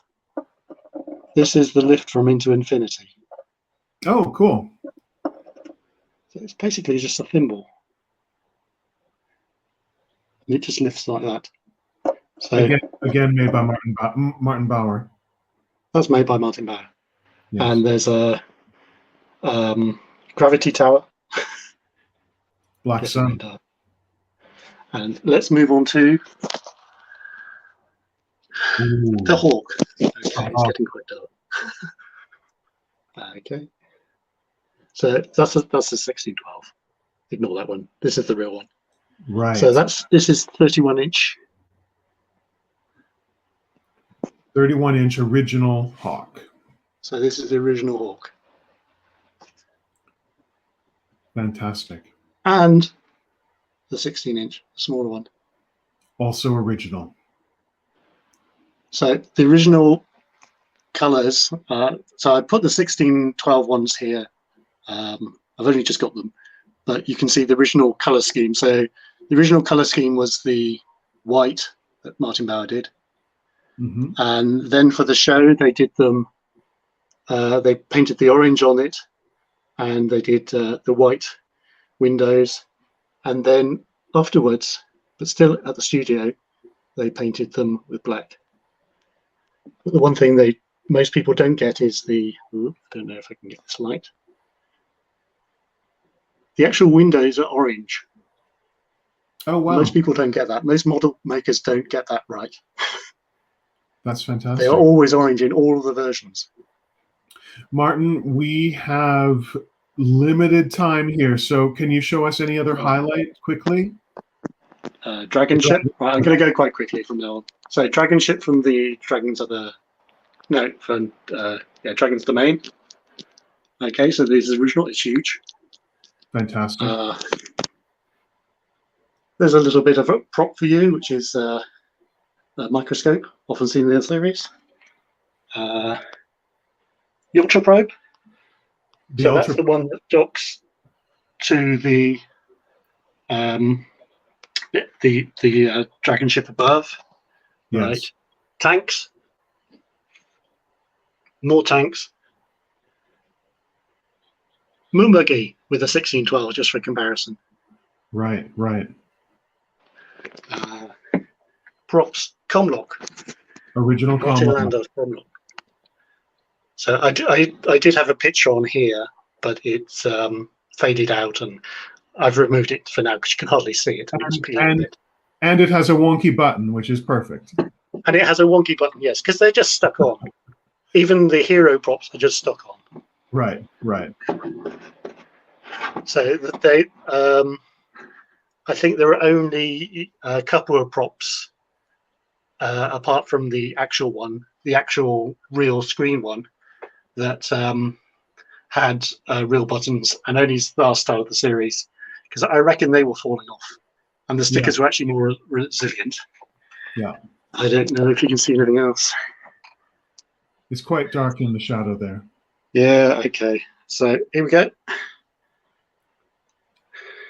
A medical thing, which is actually in grey, you see in Breakaway. It's the radiation detector with the lights inside. Right, revamped. What else can I show you? Oh. Alpha Child. Oh, famous Alpha Child So ship. this is the first model that Martin Bauer built for the series. With, oops, that's the green light that flashes, and it's a real green light. That's wonderful. Not Martin Bauer, but this. Right, close this. Isabel Hoy would like to know if we can have a con at your house. Yeah, for model makers, yes. If you're keen on the models. We are really running out of time though, Martin, and we have Yasko waiting in the wings. Okay, right. Well, there is an episode with Yasko in it. She was looking at the ship. Yes, the Croton ship. And yeah, okay. In which case, I'll finish there. So there is more to see. I know there's more to see. I wish we'll do a follow-up sometime. Yes, I know. This is. I mean, I would stay here for the next half hour and love it, and a lot of people would. But we do have to try to keep to our schedule. And yes. Lovely Yasko is waiting. So thank you, Martin, so much for giving us this lovely glimpse into your collection. And I know a lot of people are really, really grateful and thankful. And okay. You know, we're looking forward to seeing you at the convention in 22, a year from now in London. I hope you'll be able to make it, and who knows, maybe you might be able to bring a few of your treasures over for show and tell. Yeah, maybe. Yes, maybe. Otherwise, people will have to do a little detour from London to Brussels, which isn't very far. Okay, that sounds fun. So, yeah. All right, thank you, Martin, so much. Okay. Okay. Right. Okay. Thanks. Talk to you again. Bye.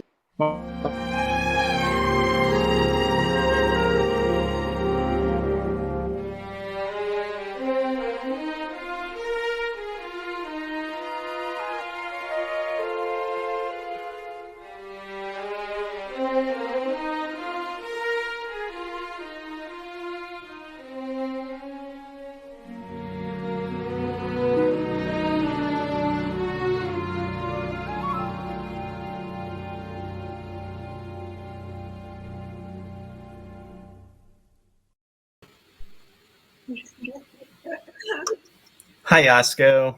Hi, Roy. How are you? Oh my God, I was very young once. Oh, we all were. Thank you for joining us today. It's wonderful to see you. Thank you. And I was watching the last 15 minutes of that Martin's collection things, especially Keith Wilson and we were neighbors in Windsor. He lived in the same Adelaide Square, and I lived in Adelaide Square in Windsor, across from the Windsor Castle.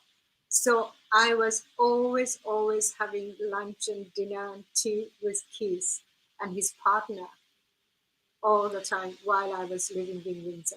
So it is so nice to see what he did for Space 1999. It's so wonderful. He was so creative. I mean, his innovations and his it's amazing. Yeah, and then he did all the art direction for the protectors as well and all that. So I have a very, very fondest memory of Keith Wilson. I'm probably jumping ahead a little bit, but I remember you telling me before that in a lot of ways you would have conversations with him because you were kind of inspired by his work. And then when you left and stopped doing acting, after you came to the States, you started doing location work, and you were really interested in set design, and it was something that you really had a lot of interest in. Yes, see, because of Keith's that the influence, I have been always, even when I was acting, was interested in interior decoration. So when I moved to LA, my favorite things to do is to decorate that location house. And that's all thanks to Keith Wilson. And even when I was at the beginning of my career, for that little part in the James Bond movie, I wasn't particularly interested in what I was doing in the scene with Sean Connery and the other ladies. I was more interested in the set, about the set in Pinewood Studio. So I was always talking to the art director, even at the James Bond movie time. I was going to bring that up too in regards to that, because the James Bond movie that you were in, you had a small scene, was in You Only Live Twice, right? Yes, and also at the end, I did that March of the following year, I did the appearance of the title, and then the title was shot when I was expecting my daughter baby to be born. So that was a very funny story. When I was coding to this, I already told the director of the title of the James Bond movie. I said, well, I understand you prepare the costume and all that, but I won't be able to wear it. I was expecting the baby to be born any minute. So I think you better have somebody else. So, and at the end they said, well, come over anyway. We are going to use your face at that anyway, and then we will that distance shot, we will use somebody else to be you as a silhouette. And that's how the title was made. And that's quite an honor to be actually in the opening sequence for a James Bond movie. So anyway, so that, yeah. So I just want to ask you, Yasko, in regards to your involvement in Space 1999, before you actually became involved in that series, you had worked with Jerry Anderson in a series called The Protectors. Protectors, yeah, that was with the Robert Vaughn was a lead, and I was a kind of a girl Friday, that house that to keep the house, and also I was a protector for him because I was supposed to be a karate expert, and then Tony was in the same series as well. So when I started working in the Space 1999, Tony was I was very close to Tony, and then his desk on the set was very close to my desk. That's why there were lots of scenes in Space 1999 with me and Tony in the same scene. Because you had worked with him previously and you had that rapport together. Yeah, and then also his desk on the set was very, very close to my desk on the spaceship. So we were almost always together in the same scene. Now, do you have any special moments or special memories of working as far as working with Tony Anhalt and also other members of the cast? Well, all the memories. First of all, the 2 years ago at the conference, I said I was never a fan of the space series, so I was so ignorant about everything. But the thing is, Tony has been so kind to me, and also Jerry and Sylvia has been so wonderful, and they were so patient with me. And when I'm thinking about the Space 1999, I was very lucky that I survived because I was so ignorant. Anything to do with a spaceship and space thing, I had no idea. But Jerry and Sylvia had been so kind, and somebody like Tony was so kind to me, and I was nothing but so grateful to all the people and the stuff, and also Keith Wilson. So Right. I really had a wonderful time during the Space 1999. No, that's wonderful to hear. I'm looking at some of the questions that are coming in, some of the comments, and the viewers are saying hello to you and hope you're doing well, just so you know. Hello, everyone. Jenny Lobb is asking if you have any memories of doing the new Avengers episode that you were in. And I believe that would have been right after Space 1999. Yeah. Well, Avengers, you see me at the end, it is a very personal things. The Avengers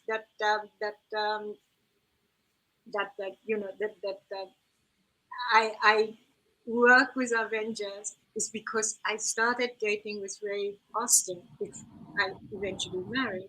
And Ray was one of the very, very steady film director, the director for the Avengers series. And that's why I was involved.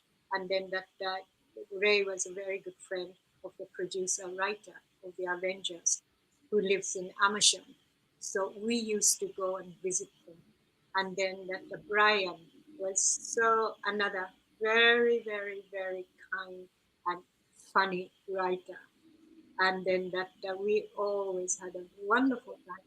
And of course, I had a great time working for the Avenger episode with Diana Rigg as well. I really, really think Diana is one of the greatest actress of even now. I think she is so great. I mean, not only she was so good in the action scene, but she was a very, very good actress.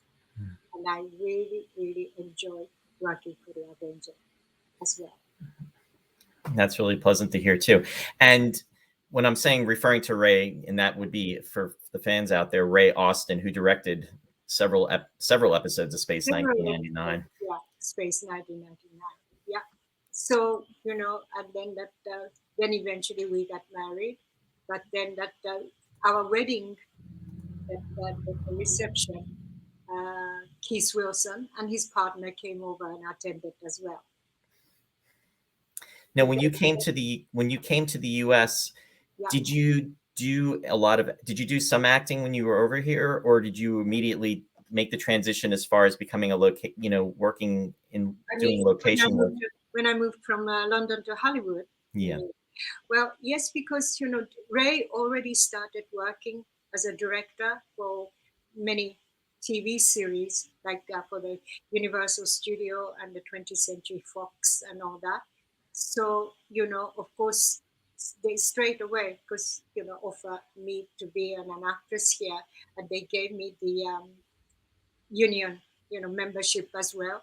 But the thing is, that time, 40 years ago, when I moved here, Hollywood was very, very different from England, that the movie making or TV series making, and that they have a fixed idea about the parts I could play.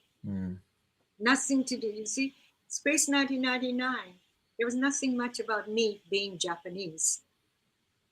Same with the Protectors. Right. That's the way that Jerry Anderson and Silver look at me, because in England I did lots of just a regular English part. Even I worked in the Royal Shakespeare Company for the stage, and nothing to do being a Japanese.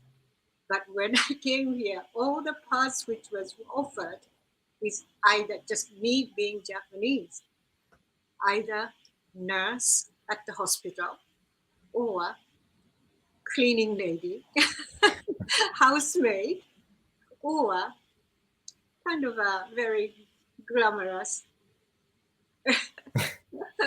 the woman in that. Well, can I say this? Sure.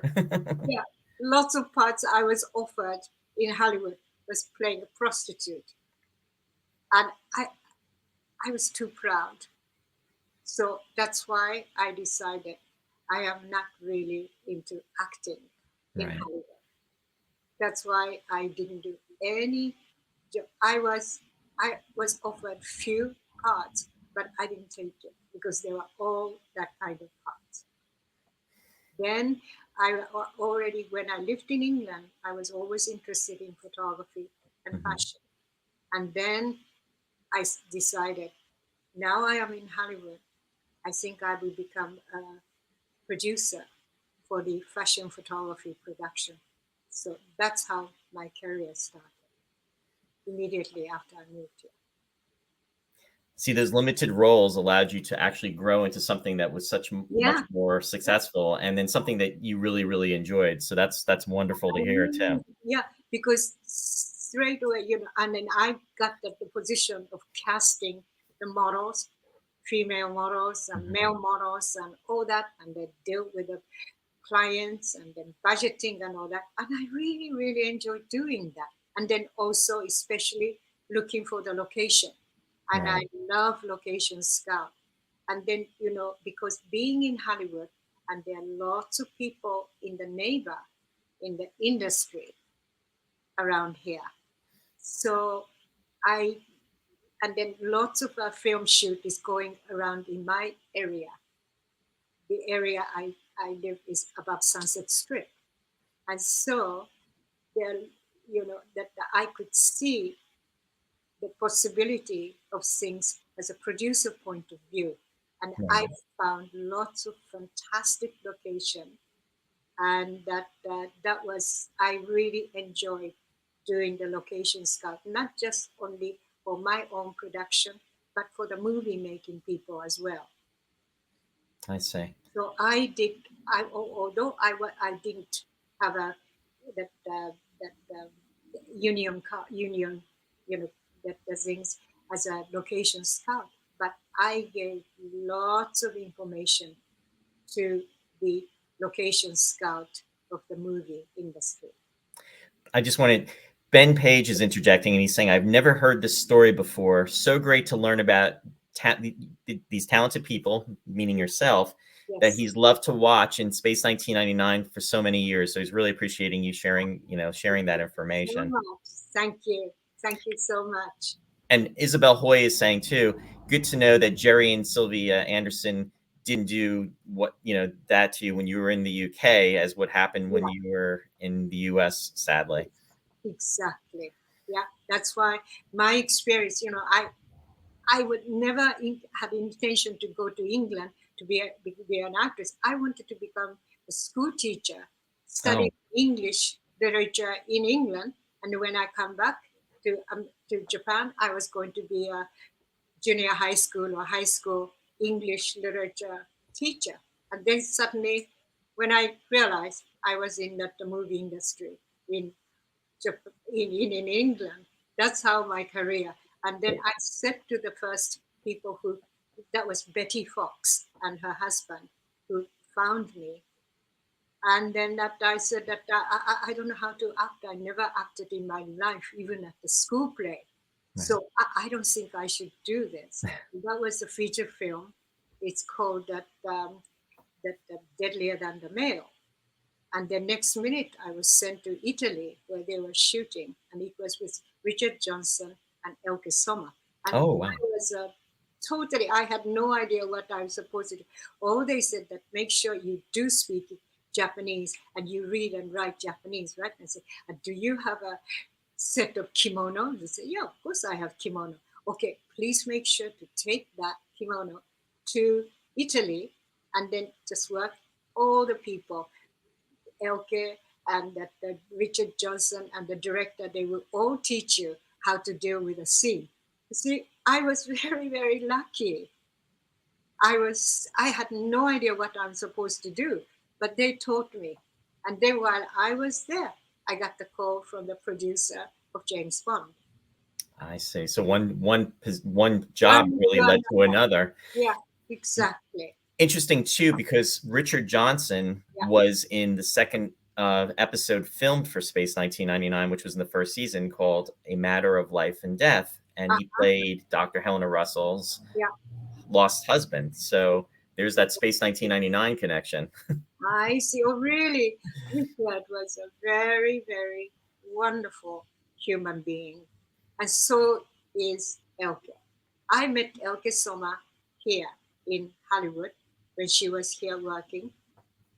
Yeah, and Elke, it was a very, and then both of them were so helpful and so supportive of me. So I really appreciate. I was, all my life, I should say, I have been very lucky. And so everybody asked me, wasn't there a nasty moment and all that? I never had any nasty moment at all as an actress. And I was very lucky. That's very, very positive too. Yes. One comment that came through was from Alan Russell, and he said your character came and went very quickly on Space 1999, and he was asking if there was a reason that you maybe didn't do more episodes. Well, because by then I was, going to get married to Ray and all that, so that became more important issue to me. I understand. That's the reason why. You see, because I wasn't really a real actress. To me, it happened by accident. So in a way, when I stopped, and then I had no regret. But Ray continued working for Space 99. Yeah, and he was an amazing director in regards to the series too. Yeah. And then because Ray worked in Hollywood way before, in that late 50 to 60, working with Cary Grant, and then working a lot with making movie with Hitchcock's and all that, North by Northwest and all that. Mm-hmm. So he had a very, very interesting story to tell me about the film industry, especially about Hollywood, especially Hitchcock and also Cary Grant and all this experience. And that was fascinating.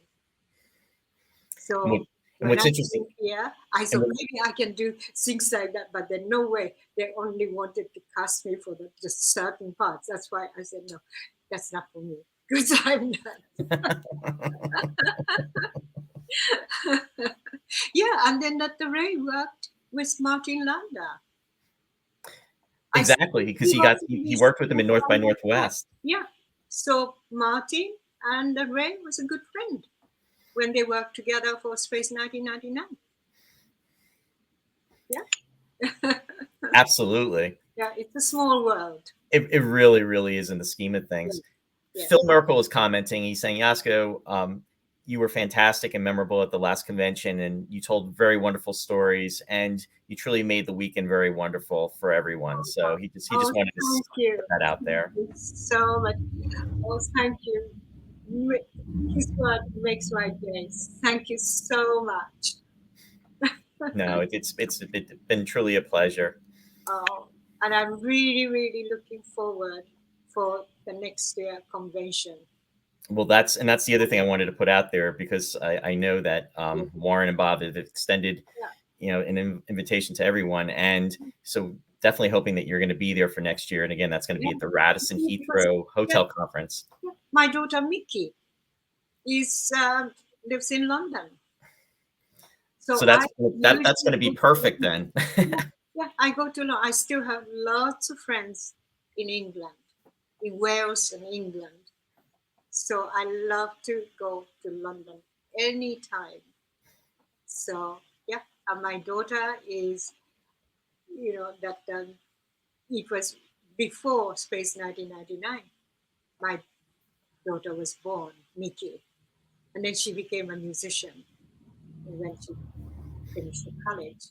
So I keep going to London anyway, and then she visits me sometimes to Japan, and then when I've been living here a few times, she and her family came over and all that. And I love to be in London myself, so I would love to be at the conference next year. Oh, that'll be wonderful. It'll be wonderful to see you there. Yes. Hi, Yasko. Thank you very much for joining us. We're going to transition into our next guest here, but thank you very much for taking the time, and we all really do look forward to seeing you next year in London. So much. Thank you. Next time I am going to watch the whole Space 99 episodes, but I have been doing the house renovation, so I had no time to look into the episodes this time. I'm sorry. But next conference, I'll be ready. Okay? That sounds good. Thanks very much again. Okay. Thank you, Yasko. Nice talking to you. Thank you. Thank you, everyone. Bye-bye. Bye. Bye.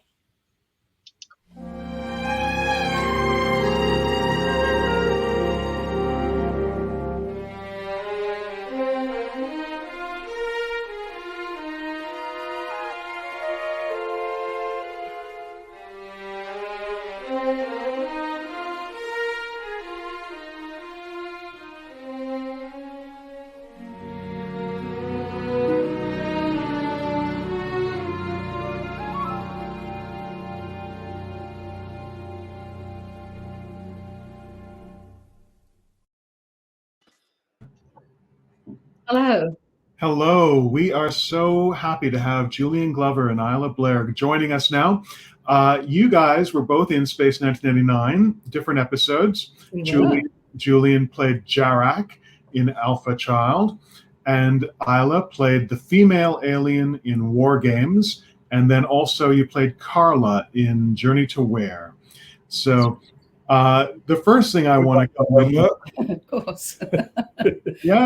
The first thing I want to comment on, I'll go with ladies first. Isla, in your first episode, you had a rather amazing makeup with the bald head and the jeweled forehead piece. I know, and even purple eyelashes I had on, which were rather amazing, I seem to remember. Yes, it was an astonishing makeup, actually. It was, I have to say, it was quite difficult. When Tony Valentine and I kept looking at each other, we did get a little bit giggly, which of course was not the point. We had to because you had to be very serious. Very serious. And we were even banned from going to the restaurant at lunchtime or any of the meal times in case we caught sight of each other or anybody made us laugh in any way, because the makeup department were very keen that we keep our, as you say, the bald heads very intact. And if you did any sort of laughing or any grimacing at all, this would crack a bit. So we had to be very straight. But actually, I think it was a good episode, that. I think it was It is. It's a brilliant episode. It's a wonderful episode. Yes. Written by Christopher Penfold. Yes. And it's a beautiful episode. And your performances are wonderful. You and Anthony Valentine. That's nice to So sadly, he's no longer with us, No. Tony, which is great sadness. But actually, we went to his funeral, Julian and I read something at his funeral because he became a very, very good friend. Not just from Space 1999, but it was a great pleasure and treat to work with him on that because I'd known him. We did Henry V together actually in the theatre, and so he became a very good friend. And yes, we miss him very much. Yeah. I've noticed a question from a person in the audience. We should probably process. The question is, how do you two know each other? Who is he? Who is this man? We like each other rather. But what happened was we were at a rehearsal for a new couple of plays we were doing, and I looked across the room and thought, oh gosh, I never get anything like that. and it then blossomed on, and that we met in a rehearsal room, and have been together ever since. Well, actually, in fact, it was a play about Dr. Johnson and James Boswell, and Julian was very clever because we were going on tour, and Julian arranged. Well, I can. Julian arranged that we stay in the same digs on the tour that we were on. So we got to know each other rather better. Right. And here you are now in 2001. And actually, we've been married. When was that? 1966. We married in 1968. And here we are, all that time later. We've been married over 50 years. My good Lord. And we have a son and granddaughters and all those things you're supposed to have. So we're very lucky. That's wonderful. That's wonderful. And so we talked about Isla's makeup. Let's talk about Julian's costume. That silver short suit. Silver short suit. Yes, I was quite embarrassed about that when I first came onto the set. But I needn't have worried because I have to say I had a rather good pair of legs then. And I heard two of the girls talking to each other as I came in. One looked down at my legs and said, "Oh, it's not fair." I felt terribly flattered and was given a great deal of confidence by that. I was able to play the part with conviction because I knew I had good legs. Yes. What's happened? What's happened to those legs? Well, you can't see them because they're under the table. He still has good legs, I can tell you. Yes. Oh, that is very good to know. There's a question here commenting that Julian, you worked in Spy Trap with Prentice Hancock before Space 1999, and they're just wondering, Christian Lancet is wondering if you reconnected with Prentice Hancock when you worked on Space 1999. No, we didn't. Was he in my episode? He was. Maybe you didn't work together, really. We didn't work together, no. We met each other socially quite often after that, but we didn't become friends. We were very friendly when we were making that show, because all three of us had to be friendly, otherwise the show would have collapsed. And or maybe it did collapse, I don't know. But no, I didn't get to know him well. He's a very nice man, very nice man. And Prentice will be joining us a little later today. Oh, good. Oh, will you? Okay. Say hello from us. Absolutely say hello from us. Oh, my God, that goes back 50 years. How long does it go back? What date was that? No. Well, Space 1999, you would have filmed it in 1975. Yeah. So, yeah. No, I mean Spy Trap. Spy Trap. Oh, well, I don't know the date. I think that was about 1972, so it's a long time ago. Yeah, sure. 50 years, basically. That's Everything's a long time ago with me. That's amazing. People are also curious about your appearance in The Empire Strikes Back, Julian. Yeah, well, what's their curiosity? Why do I look so strange? You were in it. Just talk about it. Yes, I was in it. That happened completely by accident, not by accident, nepotism actually. My next door neighbor happened to be a man called Robert Watts, who was the executive producer on the Star Wars films. And he poked his head over the garden wall one day and said, "We're going to make another one. Do you want to be in it?" And I thought, "Oh, yeah, thank you very much indeed." So he said, "It's not a very big part, but it's rather important." And I wouldn't have cared how big the part was to be in a Star Wars.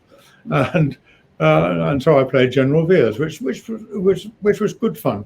All our lot in that particular episode, in that particular story, we all came in new and fresh, and we'd all seen the first one and were terribly impressed, and so thrilled to bits to be in the second one.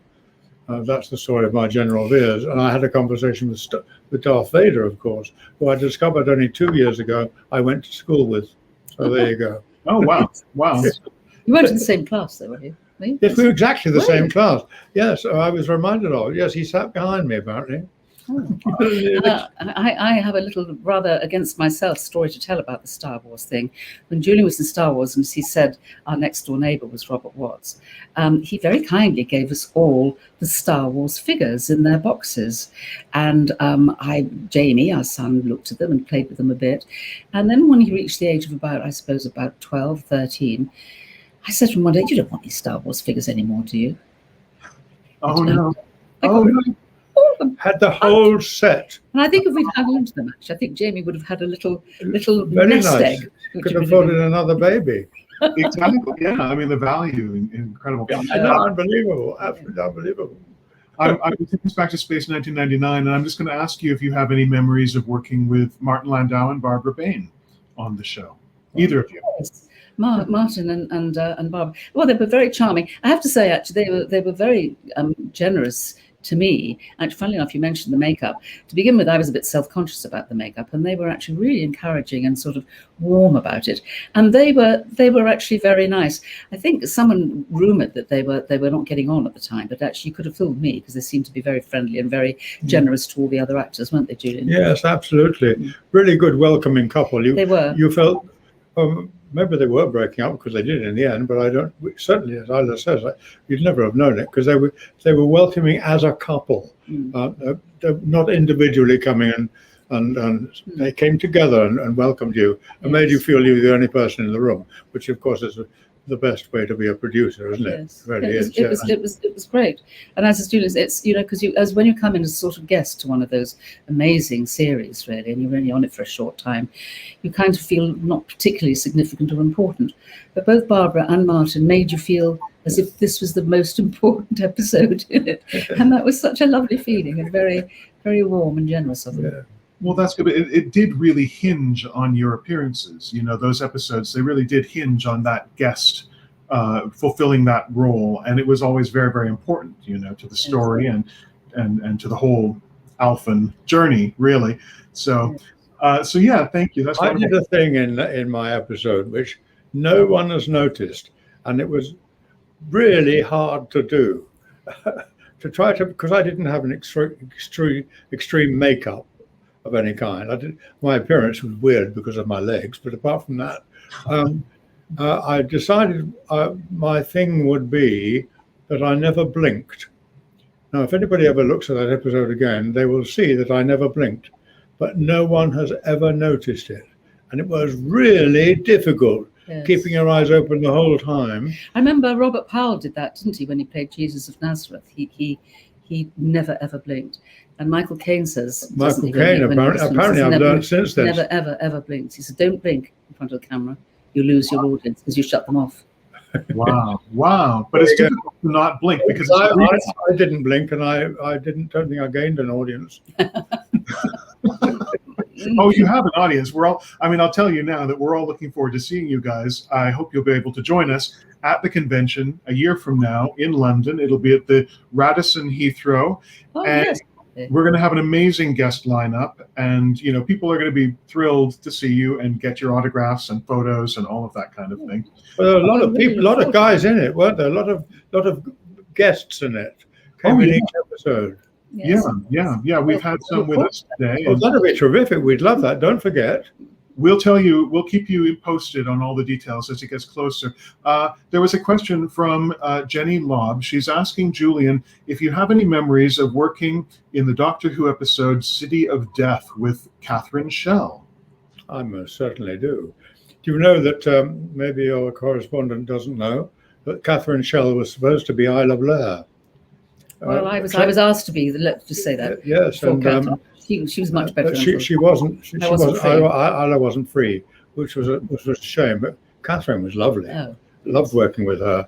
I also tell your correspondent. I also worked with Tom Baker on that, Yes. It wasn't just Yes. Catherine Shell. No, well, no, the question is, but it mentioned Catherine Shell just because of her connection with Space 1999. Of course. Oh, right, okay, yes, absolutely. Yes, that's the Catherine that Shell. was a great story because it was so well written. It was completely daft, completely ridiculous story.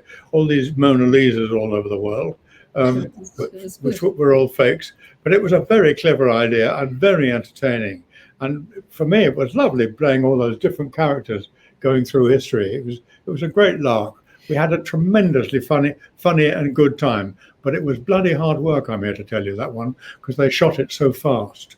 But okay, hard work. Catherine Shell was wonderful Wasn't in she it, good? and also she's a wonderful actress, lovely actress, and very beautiful person too. And you got on really well with her, Yeah, didn't you? very well indeed. She was great. Yeah, that's great. Have you had either of you have had many opportunities to go to autograph events or conventions in the past? I do a lot of them. Mm-hmm. Well, quite a lot. I did before the pandemic. Right. They're just rearing their ugly heads again, aren't they? Well, I hope so. But I love doing them. When I first started doing them, I was a bit skeptical about these people who I thought, why are they spending their Sundays coming in looking at people like me? And I realized quite soon that actually it is a most serious and very good hobby. When I was a kid, it was train numbers, for goodness sake. But going to Star Wars and these wonderful big conferences like the one you're going to organize really has some point to it. And when people dress up and make these fantastic costumes, it's so admirable. It really is. And they really devote their lives to it. And it's wonderful not being at work things to do. And also, it's very nice. I speak for myself because I don't do as many as Julian. But it's just very nice meeting all these people. You meet so many different people, and we're as pleased to meet them, I might say, as if they might be to meet us, because they're always very interesting. They've got very interesting lives, and they tell us a bit about it, and it's a great pleasure. And you meet their children, and who all you find that the kids are wonderfully informed about things. They know exactly what's going on. Probably been told by their parents before they get to us, but even so, and it's just really a great pleasure to meet them, because you don't often meet the fans, and on those occasions, yes, you do, and it makes it great fun, and you get to go to different places, and it's good, and you make a bit of money. We look forward to meeting you. Absolutely, and we all look forward to seeing you in person a year from now. And yes, it'll be wonderful. You get to meet everybody and sign some autographs and That's really lovely. Love to do that. Nice well, to thank you both so much for being able to join us today for this appearance. We really appreciate it. What a pleasure. So have we. We've enjoyed it very much. God bless you all. Bye-bye. Fans. Bye-bye. Bye. Okay.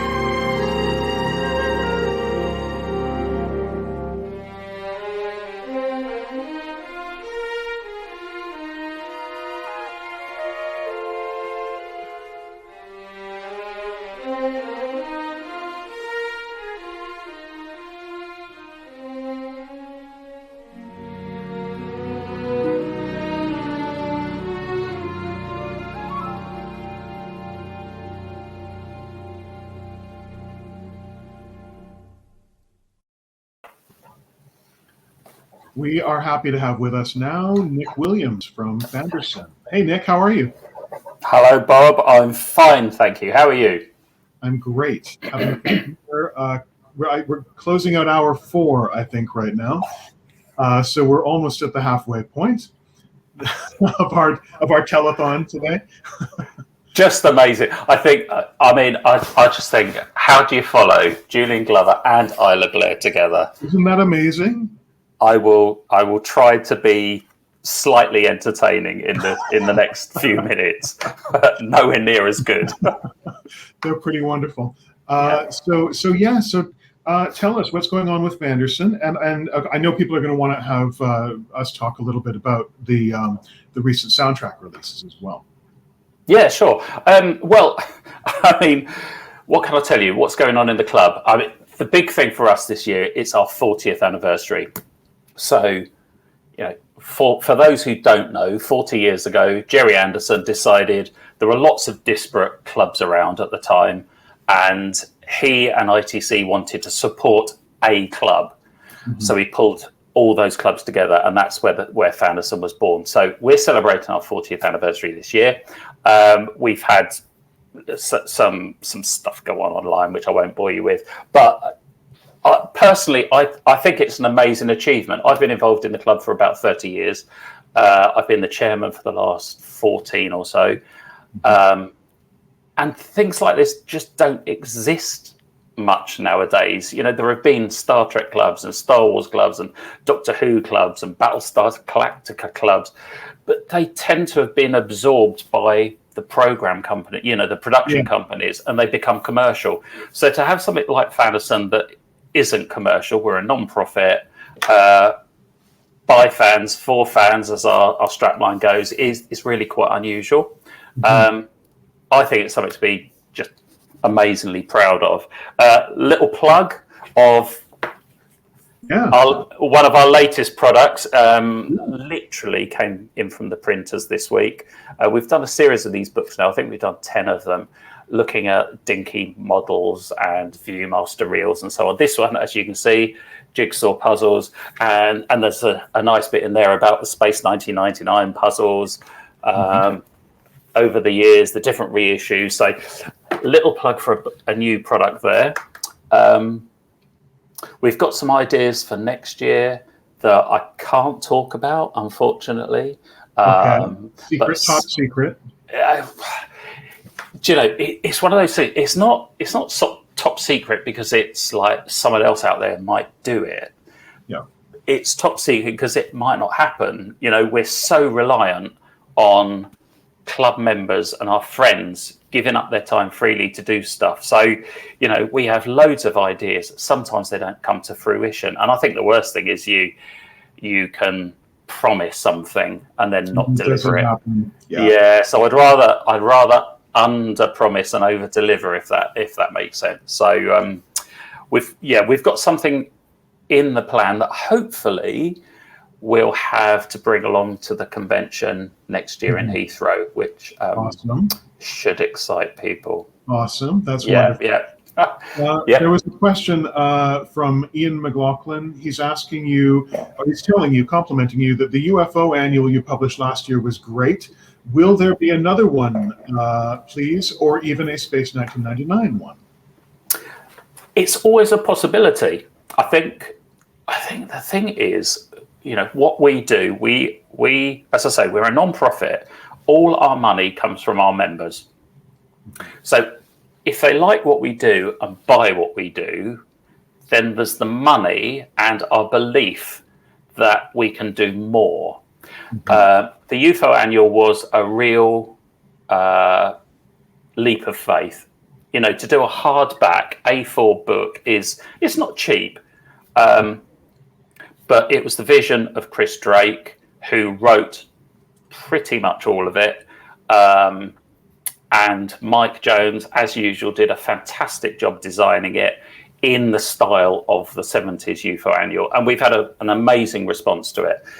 So I think without promising, I think we will look to do some more similar things in the future. Whether it's Space 1999, whether it's one of the other shows of Jerry and Sylvia, I don't know. But it's been a lovely surprise. So, yeah. Good. David Hirsch is complimenting the artwork on your wall behind you. Well, he would, wouldn't he? I put it up there specially. Oh, that side. Put it up there specially for David. Yeah. We did this book. Again, Chris Drake actually wrote most of the book about the Super Space Theatre films. And we thought, thanks to David, we've got the artwork in high resolution. Let's do it as a set of art prints. I've only got room on the wall there for 6 of them, but I think there's 10 in total.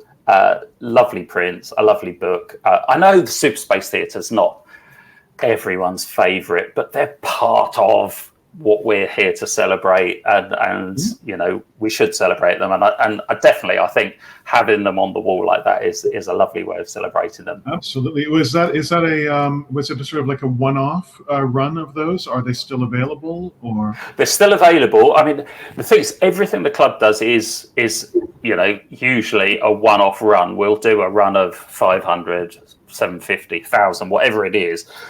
And when it's gone, usually. I mean, occasionally we'll break the rule. So we've just reissued this book I said about. We did, one of our first ones was the Viewmaster sets, you know, the old 3D Viewmaster things. Yeah. We've had so many requests for it. So we did do a reprint of it, which has just gone back on sale. But usually stuff is, we do it, and then once it's gone, it's gone. You know, it's one of those things that the only way we can afford to do things usually is the economies of scale of having a batch done, and it's, you know, we have to do it when it's gone usually. Yeah. Dallas Hadaway is wondering, when are we going to have a one-day Fanderson event? Yeah. Well, what can I say?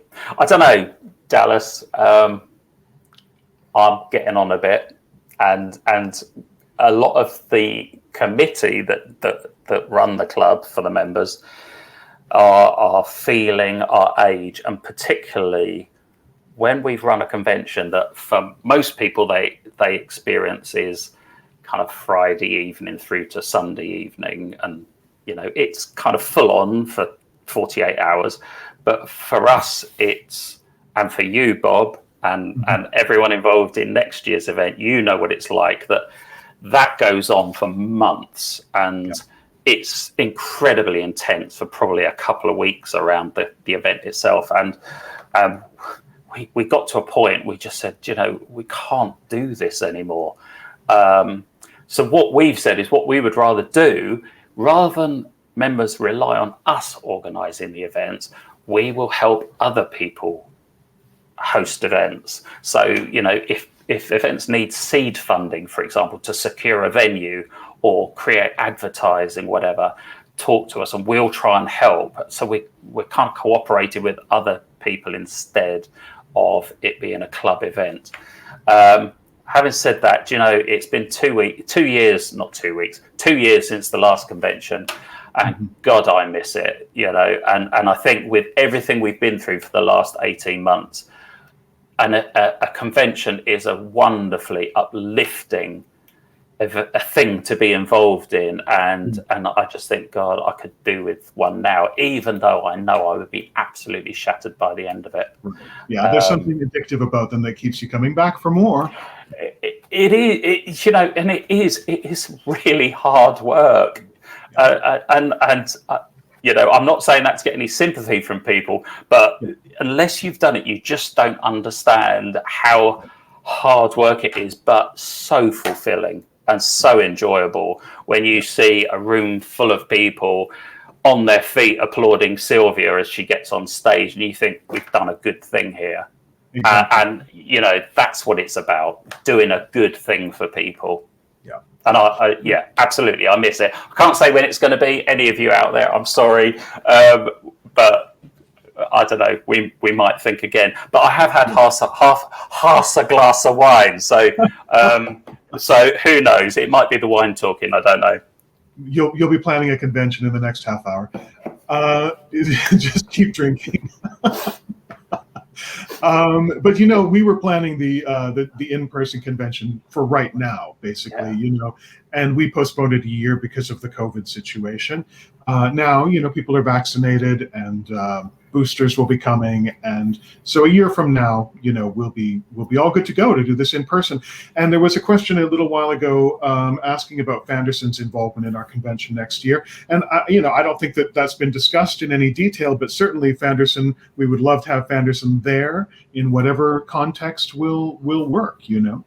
Yeah, you know, I've had initial correspondence with Warren to say, you know, how might this work? We haven't got any further. You guys have had enough on just organising this. I think once this is out of the way, then we can then we can talk about how it might help. Exactly. That's right. That's right. Did you want to talk about the? Dallas is also telling you to. Oh no, sorry. Isabel is telling you to keep drinking, and Dallas is saying it's never too early. So anyway, tell us about the soundtracks a little bit, just for people who may have seen them online and not decided to purchase yet. What about these soundtracks is possibly different or? Okay, so for those who don't know, the club has for many years now issued a series of Jerry and Sylvia Anderson's soundtracks. We started off, we thought people wouldn't go for, big full-blown events. So we tried to cut them down to a single CD. Then we realized actually with Space 1999, we went to a double CD and we thought people won't go any further. They won't pay more than £25, whatever it was. And then we realized actually people wanted everything. As long as it's done well, people want stuff. So we embarked on reissuing the soundtracks a few years ago. So we did a year one box set, and this is where and it's not the wine talking, I just don't remember, 3 or 4 CD box set of year one, and then a 4 CD box set of year two. And the beautiful thing with the year two set was Derek Wadsworth's daughter said, I've got Dad's master tapes here, can you use them? So we thought, yes, we definitely can. So that ended up being a 4 CD box set. And then Silver Screen come along, and they've got a license from ITV to release the soundtracks, and very kindly